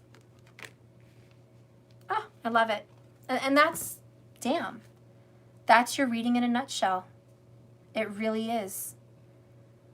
119 minutes on the clock. 19 in the Major Arcana is the Sun card. So are we feeling damn good and happy? You bet your little ass we are. The question for your journaling here is, what is the next level for you, Femme? What is the next level? And secondly, how can you benefit from the most, how can you benefit the most from this transformation? Thirdly, Femme, what challenges you the most in this current spiritual journey? What is the most challenging thing for you? And again, like we said earlier, guys, fucking A. Celebration. You are a badass. You are fucking badass. You're metamorphosing. You're transcending. You're lighter than a feather. You're letting shit go. You know how much balls that takes? God, no wonder you got the Strength card. Don't ever tell yourself you're a failure or you're weak or you've lost or you've been intimidated or some bullshit, horseshit, cat shit like that. Don't ever tell yourself that. Please. You are a winner. You are an achiever. You are substance. You are healthy, vibrant, stable, complete regeneration. You are the phoenix rising. Okay? You sustain people who are drained. You are a fire that cannot be put out. You are a power that is everlasting. You have determination, gumption, balls, courage, strength, wisdom, finesse, loyalty, dedication. You have so many qualities that no one else fucking has. Sure as shit that karmic doesn't have. Okay? Yes. You have a hell of a lot more fucking beauty in your soul than that karmic would ever fucking have on her or his best fucking day. You shine brighter on your darkest nights of the soul than those karmics shine on their best fucking day. And you should know that. Don't ever tell yourself you're any less. And don't ever think that you're worth any less than amazing. Don't. Because you are a rare gem. There is no one else like you. I repeat, there is no one else like you. You better own that shit. I don't ever want to catch you not owning that shit. Bottom of the deck, she who aches, Perpetua. Sadness, solitude, silent, and withdraw. It's okay to be a fiery beast, confident and badass, and still have sadness. Don't beat yourself up because you have some fucking tears. Don't kick yourself in your ass because you feel bad and you miss someone. Being strong does not mean that you have to be silent and no tears and no emotion. Even the strongest men cry. This does not make you weak. It makes you real. Okay? And so you are going to be going through some grief. You are going to be having some tears. You are going to have some heartaches. I think they're mostly going to come in waves. You know, you're going to be going on your badass journey. And you're going to go through some waves of feeling really good and happy and some waves of feeling a little down. And that's fucking okay, because you are swimming, honey. You are fucking swimming. You're not stagnant. So that's what you got to do. That's what you got to do. All right, let's get something else. You guys are amazing. I love you guys. Thank you so much for your fucking comments. I love you. Shit, you guys are the best group that is in existence. I'm just so lucky to read for you, honestly. Your energy is amazing, and obviously I wouldn't have such a badass reading if I didn't have badass viewers. So thank you for allowing me to read and have such amazing stories to tell on this channel.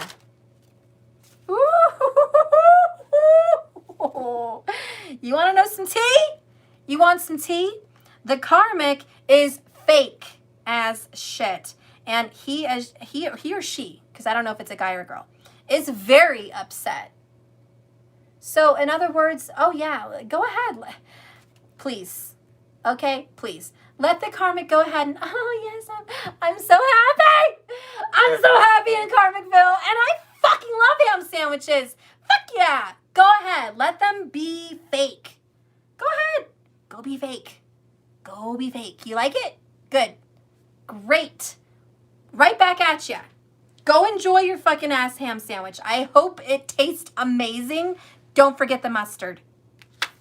But the karmic is fake as shit. Okay? Because the reality is they're actually very fucking upset. Don't let them fool you. They are going through some repetition. Repetition, repetition, repetition, repetition, repetition, repetition. Why? Because that's what the karmic cycle is all about. We're going to redo this shit again tomorrow. And guess what? The next day after that, we're going to redo this shit again. And when you think you've had enough, honey, guess what, you lucky winner? You're going to get to do it all again. And even after that, you are that fortunate. Yes, by God, you're going to do it again, honey. Because welcome to Karmicville. Woohoo! The place of repetition and cycles, and the madness continues. I hope you've made yourself comfortable, because it's going to be a bumpy ride. Mom, Yes. I made a big chin for you. You did? Come see. Okay, he made a big chin. I'll be right back. I have to go see it. Give me a second. Potty break or whatever for you guys.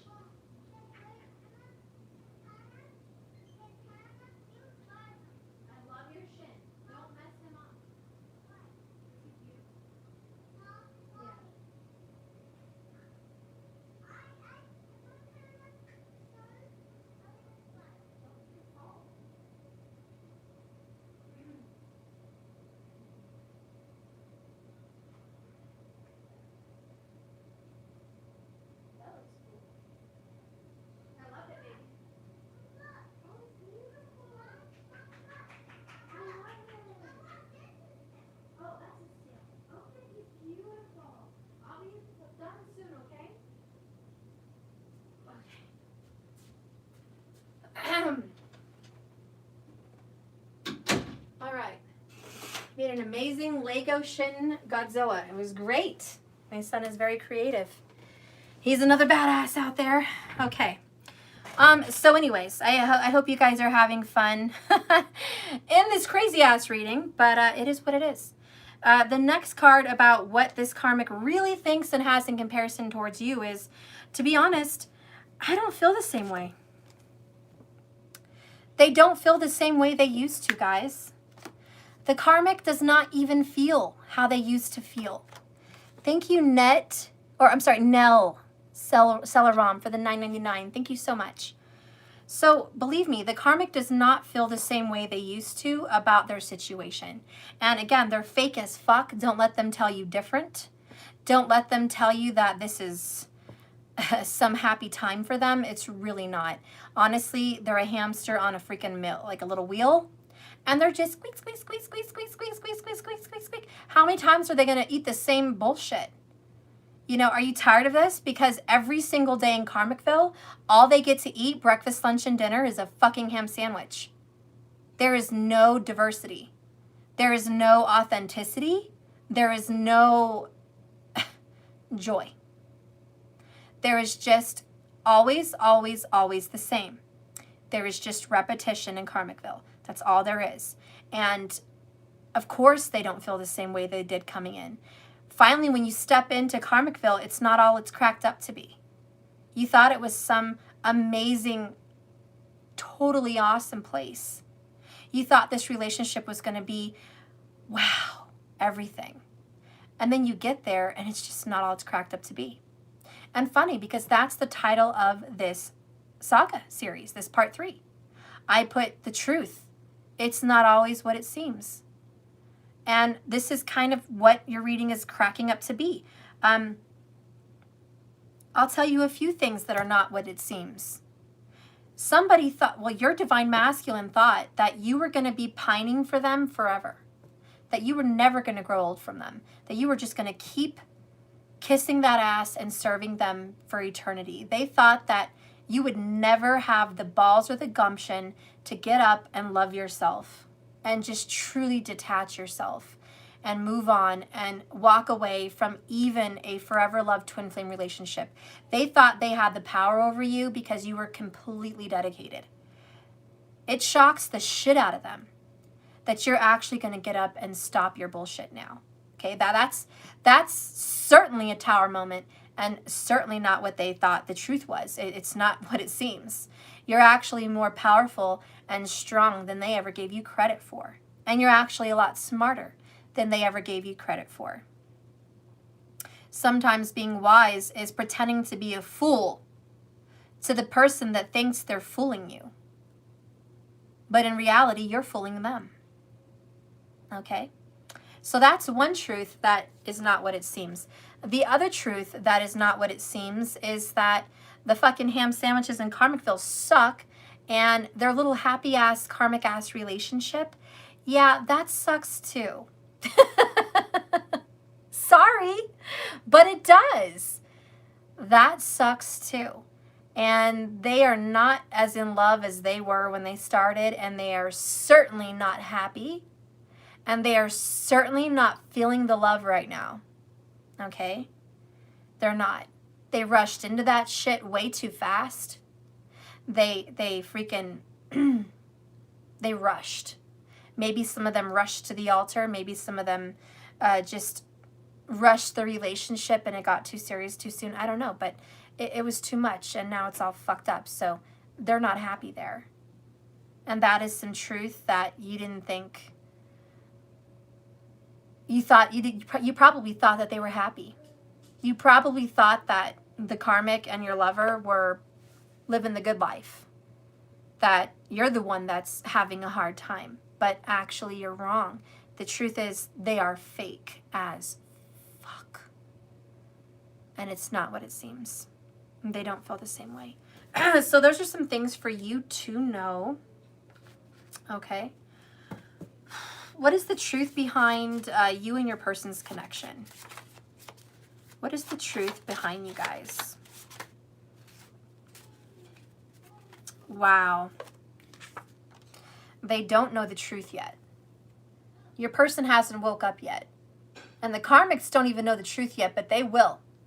But believe me, someone doesn't know the truth yet. And because it's divine time, not just yet. All in perfect timing, baby. All in good time. All in good time. All in good time. See, Source has got this shit. God has got this shit. Universe already has all this shit. In fact, your, by the way, bottom of the deck, reconciliation, your reconciliation is in the bag. Why? Because we're soulmates. Okay?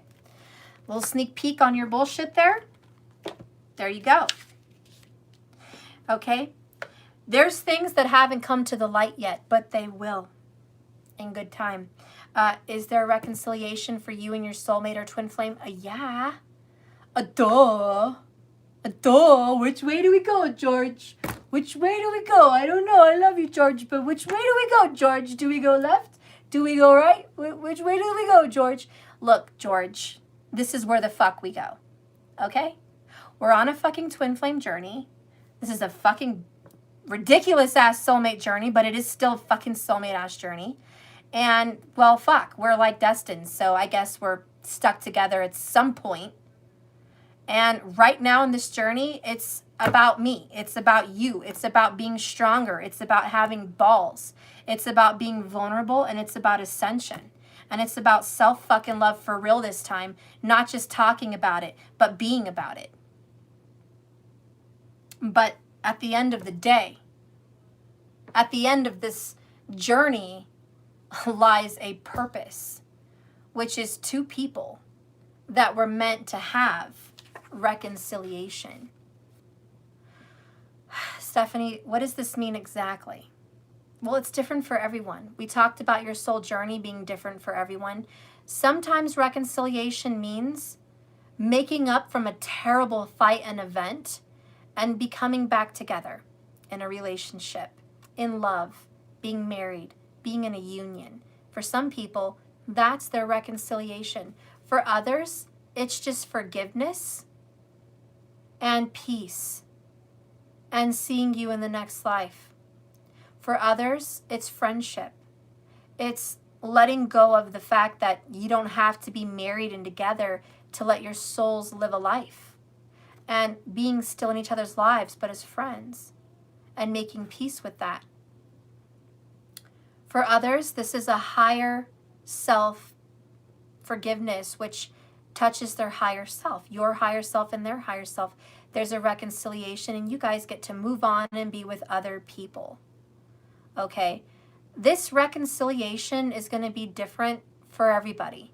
But there is one message that is the same for everybody. And it is this very simple fact. If you are at discord with your twin flame or soulmate, know that you guys are going to have a reconciliation and you guys are going to make up. That you guys are going to have peace and joy and balance. That is one thing that I can guarantee for everybody. Doesn't matter what your journey looks like at the end. There is one guarantee, and that is that you guys are going to be okay. Mama, Yes. there's on your phone. Okay.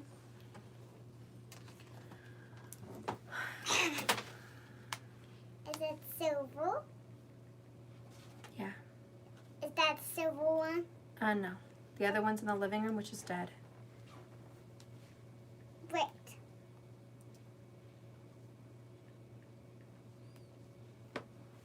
There. Go on. Mom? What? You have 3 phones? Yes. Why? Because some of them are old. Go on. Okay. I love you. Okay. Okay. Oh. Okay. Feminine, it's been one heck of a ride with you. My gosh. But, you know, just as I close on this note, Feminine, just know that no matter how your outcome looks with your divine soulmate or twin flame, that you are guaranteed, and this is a guarantee, that you guys are going to be okay. This is a guarantee that your hearts will be mended. This is a guarantee that your brokenness will be healed. And this is a guarantee that your separation will be mended. Okay? So I don't know how your ending looks, but I know that. I do know that. Let's go ahead and see a little bit more about that reconciliation. Tell me more about this reconciliation. What does this look like?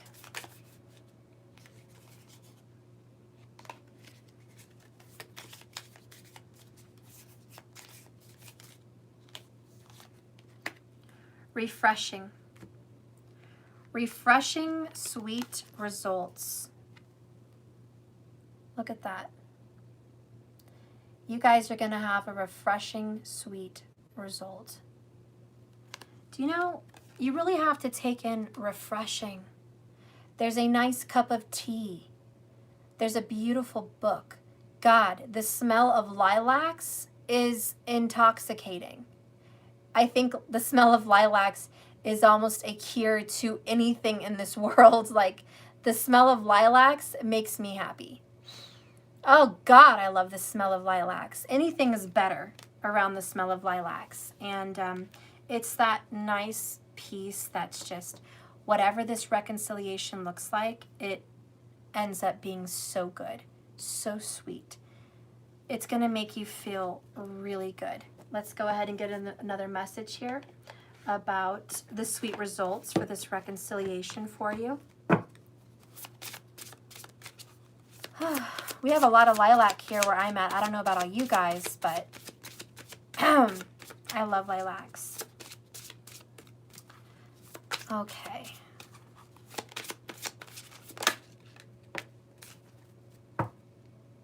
Bottom of the deck is detox, the dandelion. Speaking about your reconciliation, you guys will have what? Cleaned up the trash, decluttered, had closure, detoxed from all your toxic bullshit from toxic people.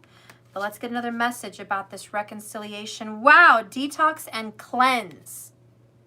I mean, Divine Feminine, your message is extremely loud and clear, is it not? Closure, moving on. What was the other one? Decluttering, cleaning out the trash. It's not for you. That was the beginning oracle. And then now you have cleanse and detox. Divine Feminine, do not tell me that your message is not about getting rid of all of this. Lightening your load with her right here. I feel like you just dropped so much baggage. You could fly. Like, I almost feel like you guys could literally fly right now. You're so clutter-free. You're so free of drama. You're so free of their burden and their weight that you feel wonderful. And this is your cleanse. You're cleansing your soul.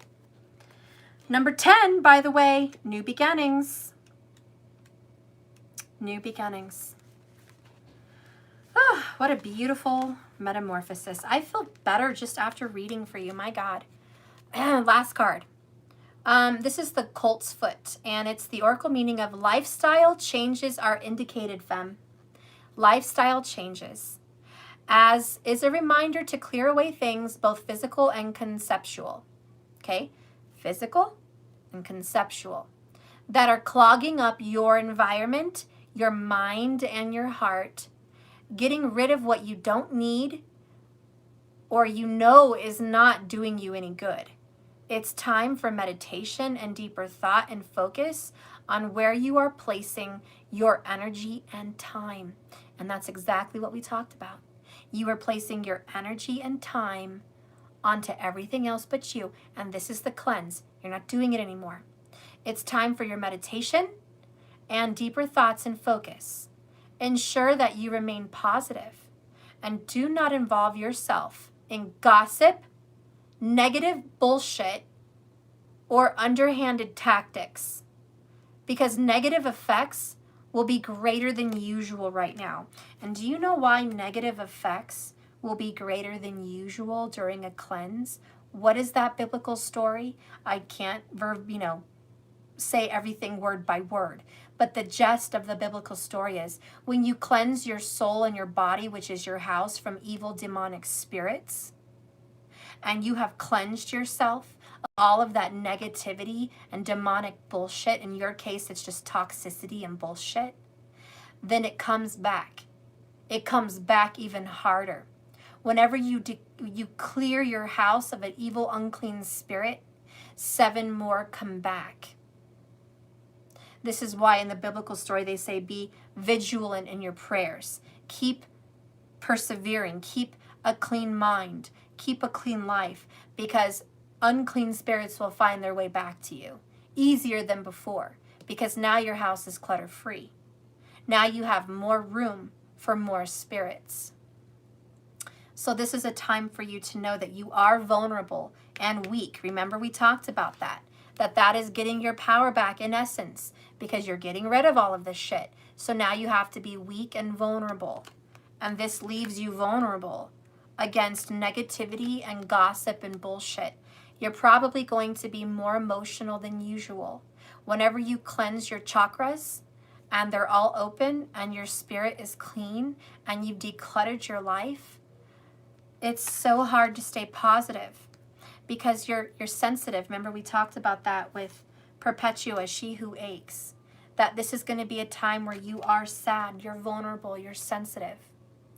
This might be a time where other masculines want to come at you, male or female, okay? Where other people want to come at you and get in a relationship with you, sleep with you, date you, be with you. Maybe a time where friends want to influence you to go out, to drink, to smoke, to, put toxins into your body, to create an unhealthy lifestyle. You're going to have a lot of temptations. Now that you've cleaned your plate of the bullshit, you're going to start cooking and other people want to pile on the dishes. It's going to take you some dedication, some work, and some effort. And what was it? Discipline earlier? It's going to take you some discipline to stop yourself from going through this. It's going to take a lot of discipline.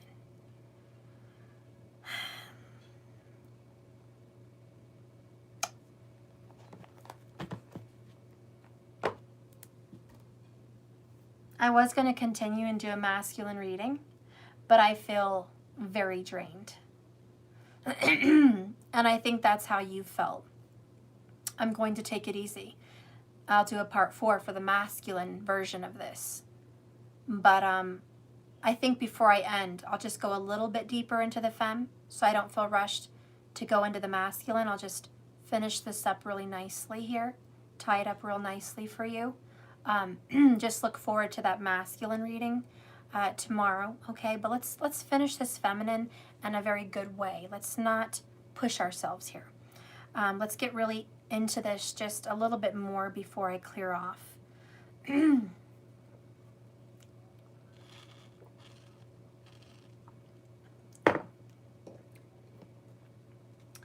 How is the masculine going to feel about you pulling away?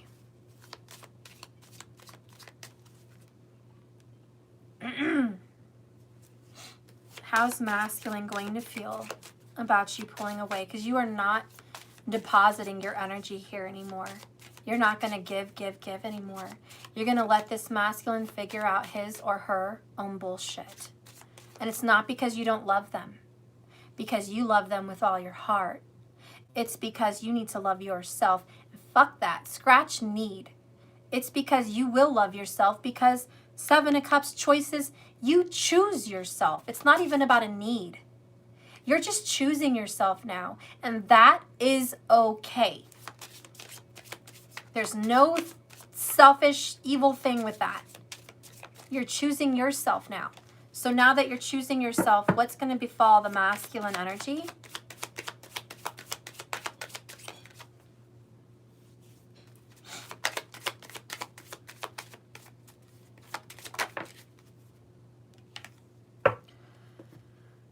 Finally, the masculine gets to awaken because they're going to feel like they're losing their mind.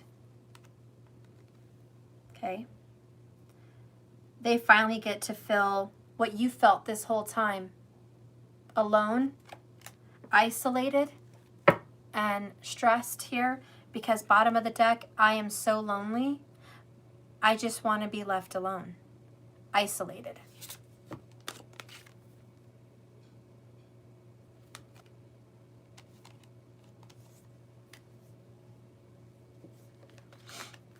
So your masculine is going to feel very alone, very abandoned, is what I'm feeling. Masculine, if you're going to feel abandoned, that's what you need to feel. Sometimes love is tough love. Sometimes you have to go through some tough love lessons to wake up. And that's what's happening. You're going to have to wake up and feel the coldness with the lack of empathy and support from your feminine, emotionally and spiritually.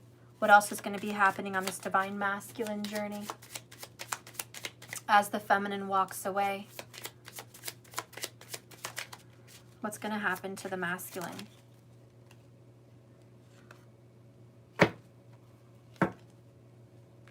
Bottom of the deck, the sword and the rose. And this is exactly how it fell. I have Cupid's arrow in reverse. I have engagement ring.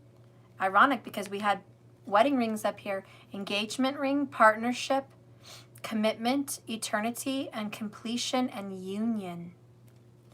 There is a marriage or commitment. We did have third-party marriage over here. Masculine. There is some kind of an engagement or commitment that is losing its luster. Why? Because we already know they don't feel the same way right here. That is why Cupid's arrow's in reverse. There's no more love there in Karmicville. The other card that came out was heartbroken, deeply hurt, sad, separation, breakup, feeling lost, grieving, and mourning.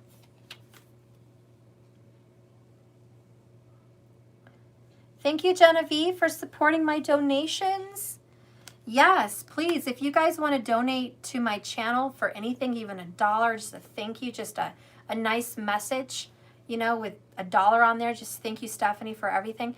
That is there available on Venmo, and you can go there and donate whatever and leave me a message. It is greatly appreciated. Sometimes just your kind words alone are so many blessings to me.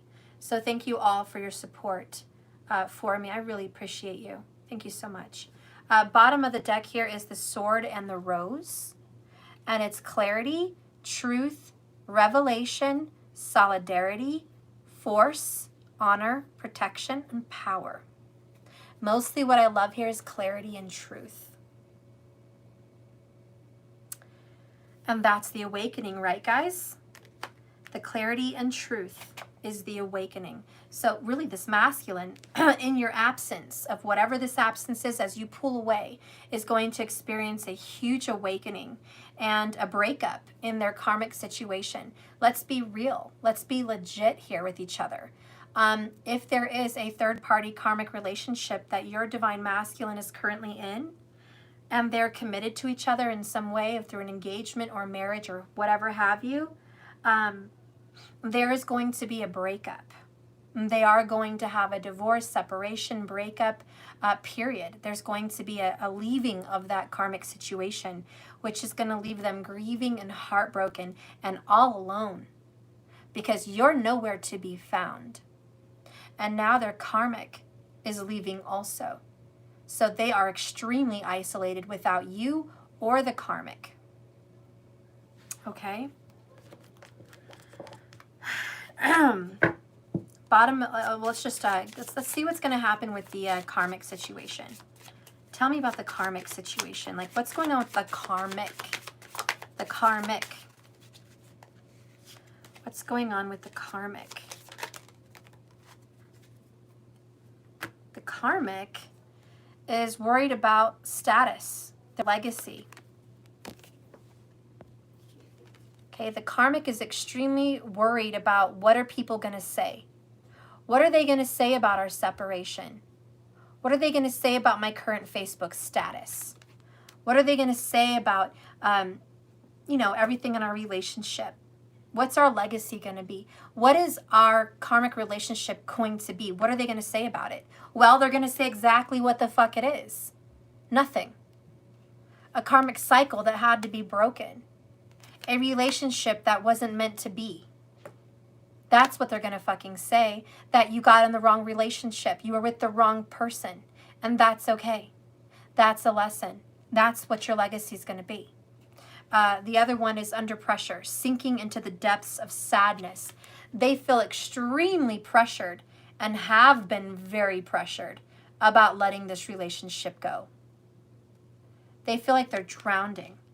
They have had so much pressure from the universe and from other friends and family members about this relationship. It's like they are sinking and drowning in pressure about how they're supposed to conduct themselves in this karmic relationship.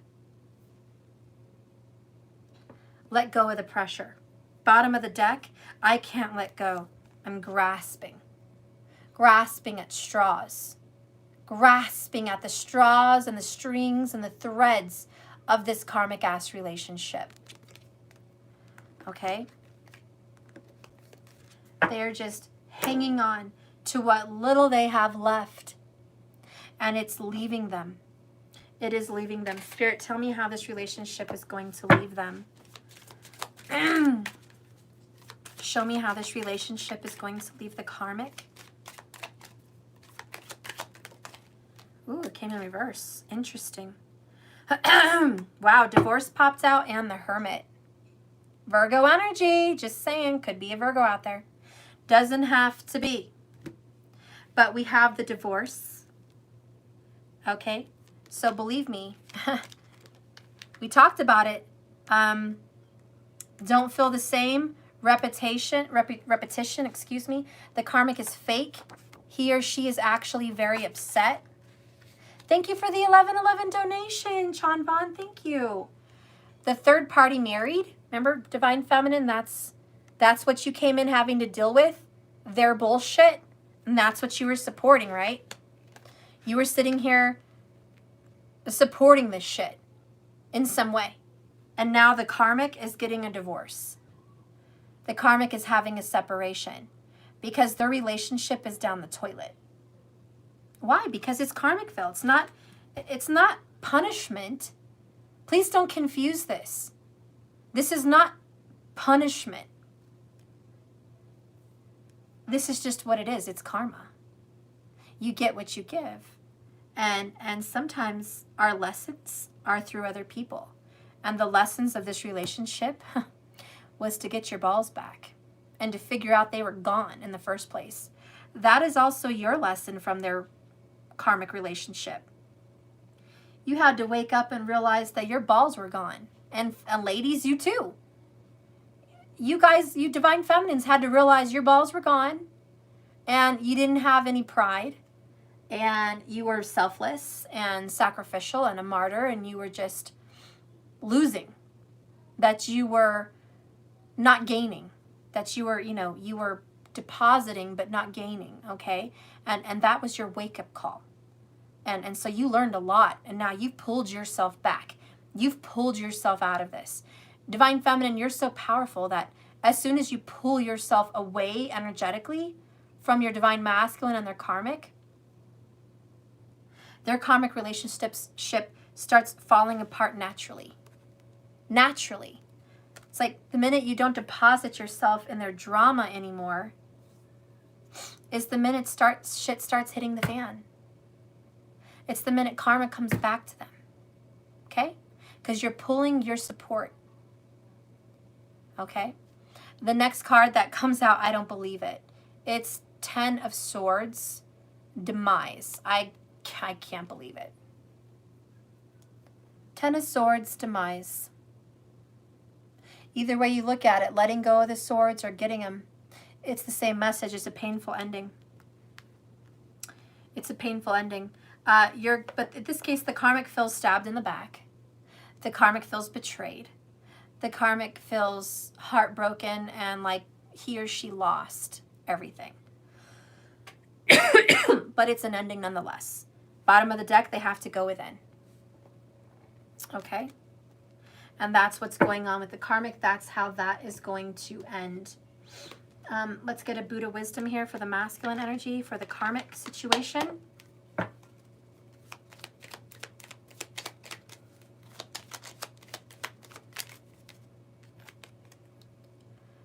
Mischief is yours. Sorrow is yours. Virtue is also yours. You are the source. This is that Emperor energy. You're the source of your own downfall, and you're the source of your own win. You're the source of your own sorrow, and you're the source of your own happiness. It's up to you. You're the reason you're unhappy. You're the reason you're happy. Thank you, Francisco. I appreciate that. Oh, wow. Thank you for that. Wow. Very wonderful donation. Thank you. So, karmics, divines alike, we're all responsible for what we have going on in our lives. It's our choice. Karmic, if you're watching this reading, you are the cause of your own grief or happiness. Okay? Masculine, if you're watching, you're the cause of your own happiness or grief or sadness or sorrow. Whatever it is, you're the source. Divine Feminine, you're obviously watching, and this is all you. And that's why you're choosing happiness. You're the source. You're the source of what's coming in for you. Bottom of the deck, how hard is it to stand in truth? How easy is it to lose yourself to your desires?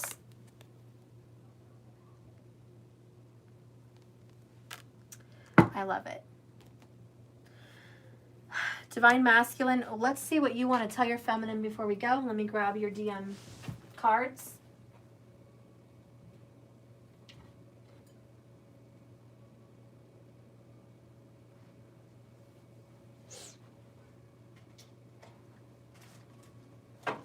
Oh, I can't find them.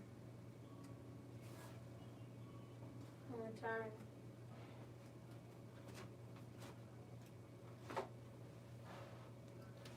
Well, I don't know where I put them. I'll just pick something else in the moment.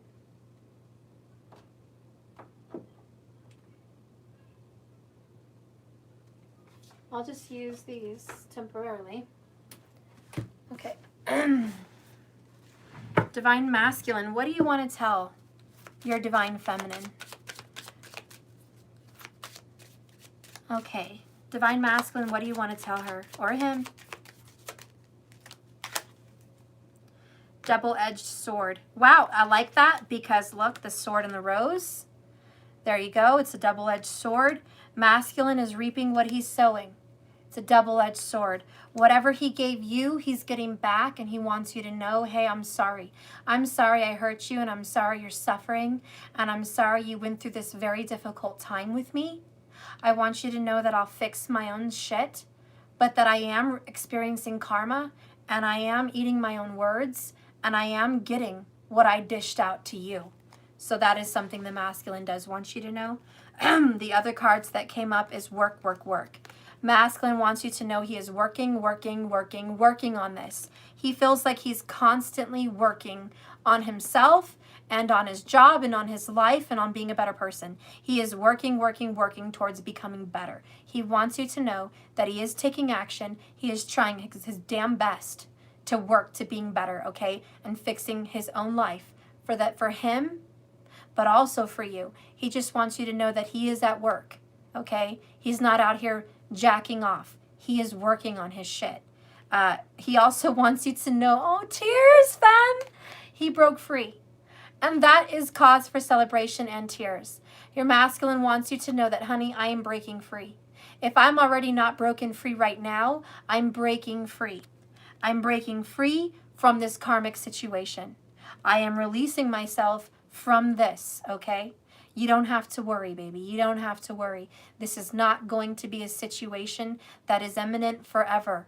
I am finding my way away and out of this, okay? As painful as it may be, as hard as it could be, as much feathers are being ruffled right now, I'm breaking free from it. I really am. And I am working so hard at managing my life right now after all the karma that's been dealt. The last card for you, feminine, is this, and it's very important. I still love you, even though I'm not showing it. And that probably means more to you than anything, because they haven't been showing it. Your masculine has not been showing you the love you deserve or need or want to hear or feel. And you feel empty and it's just vast. Where's the love? Well, your masculine just wants you to know this one thing before you go today. That they still fucking love you. They'll always love you. Period. And even though you don't see it, hear it, feel it, even though they're not showing it in any way, they still love you. And I think it's the simple fact that they want you to know. They just want you to know in some way in this universe, even through me to you, in some way, your twin, your soulmate just really wants you to know they still love you. Even if it's just a piece of them, they still love you, and they just want you to know that.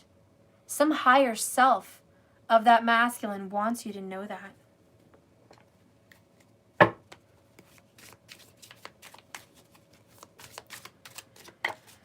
Masculine, let's get some more messages here before we end.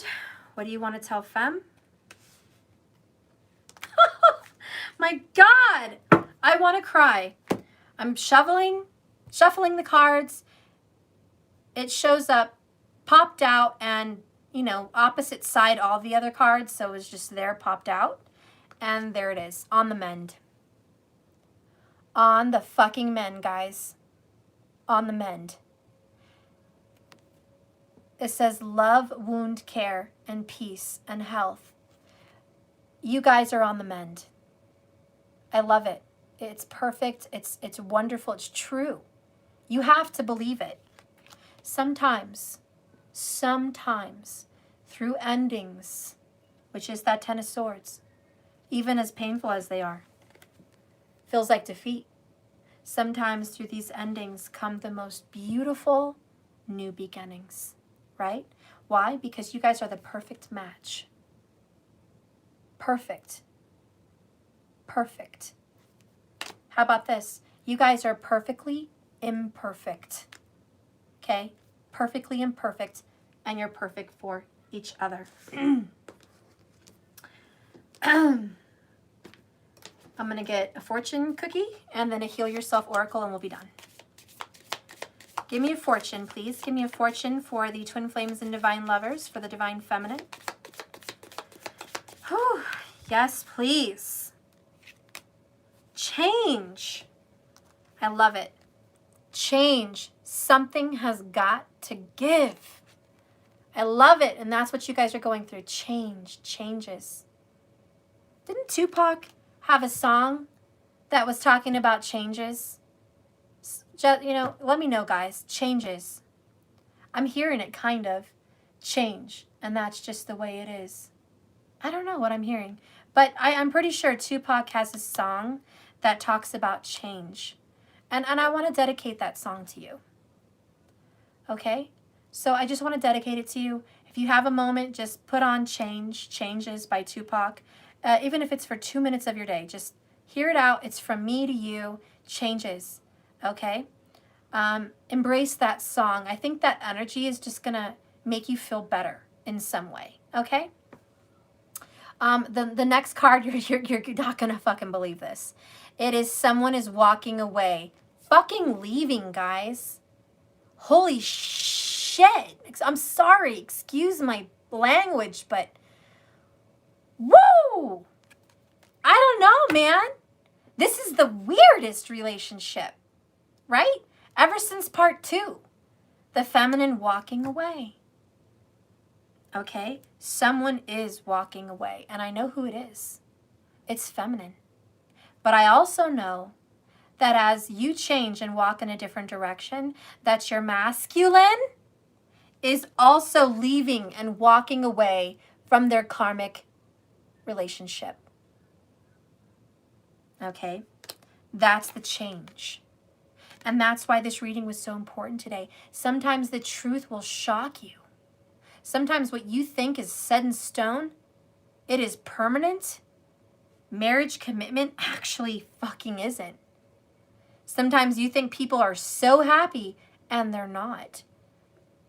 Believe me, a lot of that falsity will fool you under the guise of truth. Truth is a funny thing.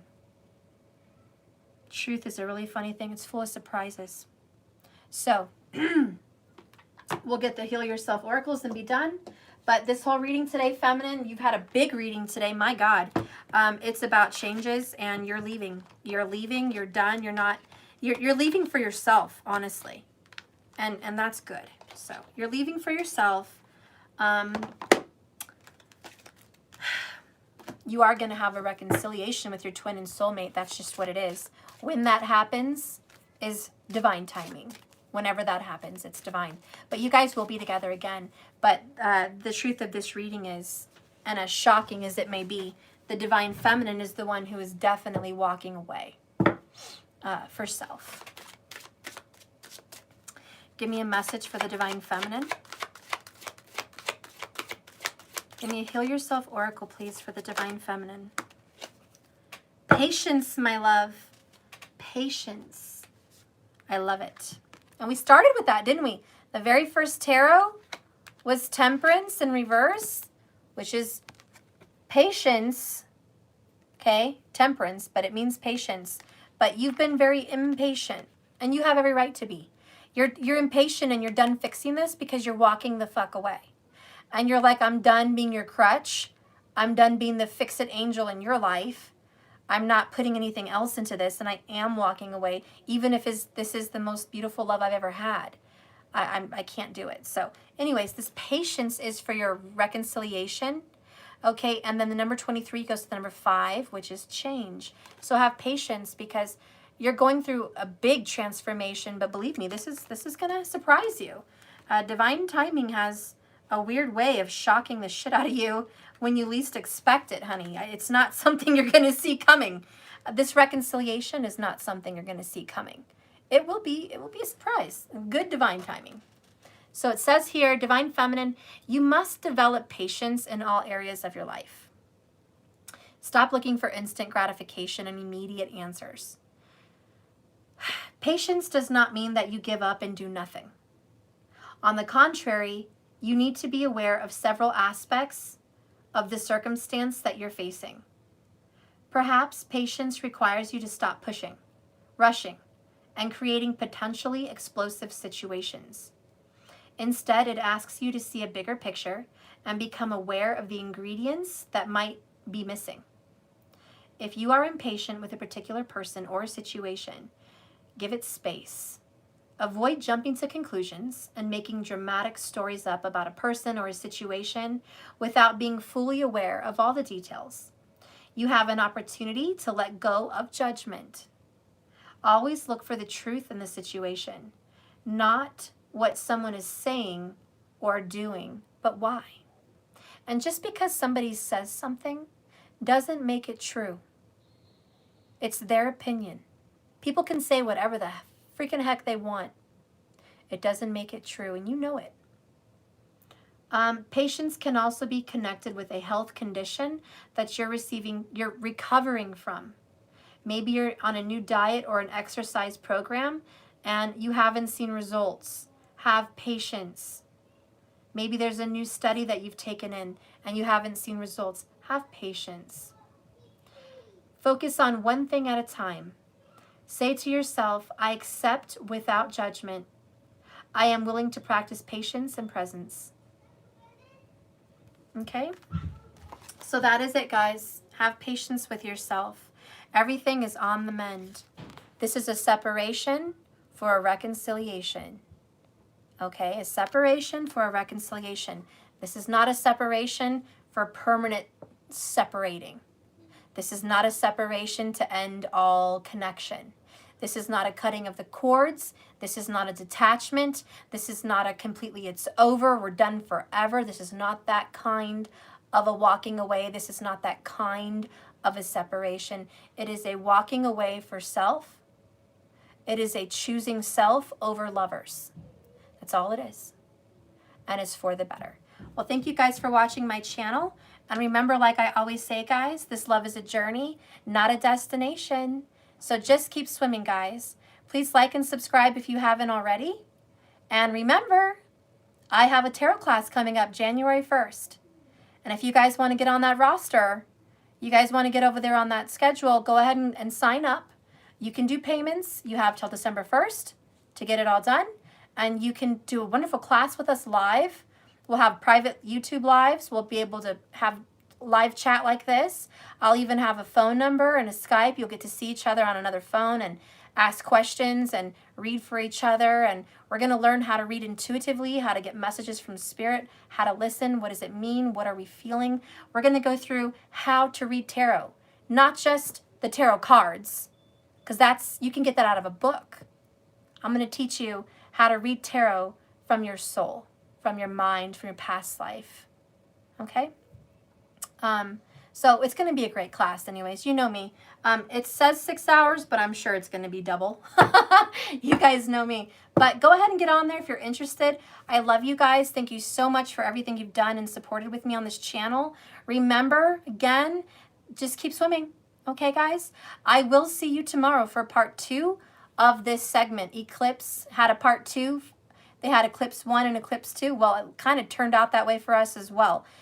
We are having the part 3, but there's going to be a part 4 about the truth and how it's actually very surprising and not what it seems. But we're going to go dive into the masculine energy over there, okay? We're going to go see what's going on with him or her and their truth. So I'll see you tomorrow on that. Today was all feminine, okay? And I hope you enjoyed it. I hope it did something for you. I love you guys. Bless you. God be with you. Have peace, love, and happiness. And I'll see you tomorrow. Bye, guys.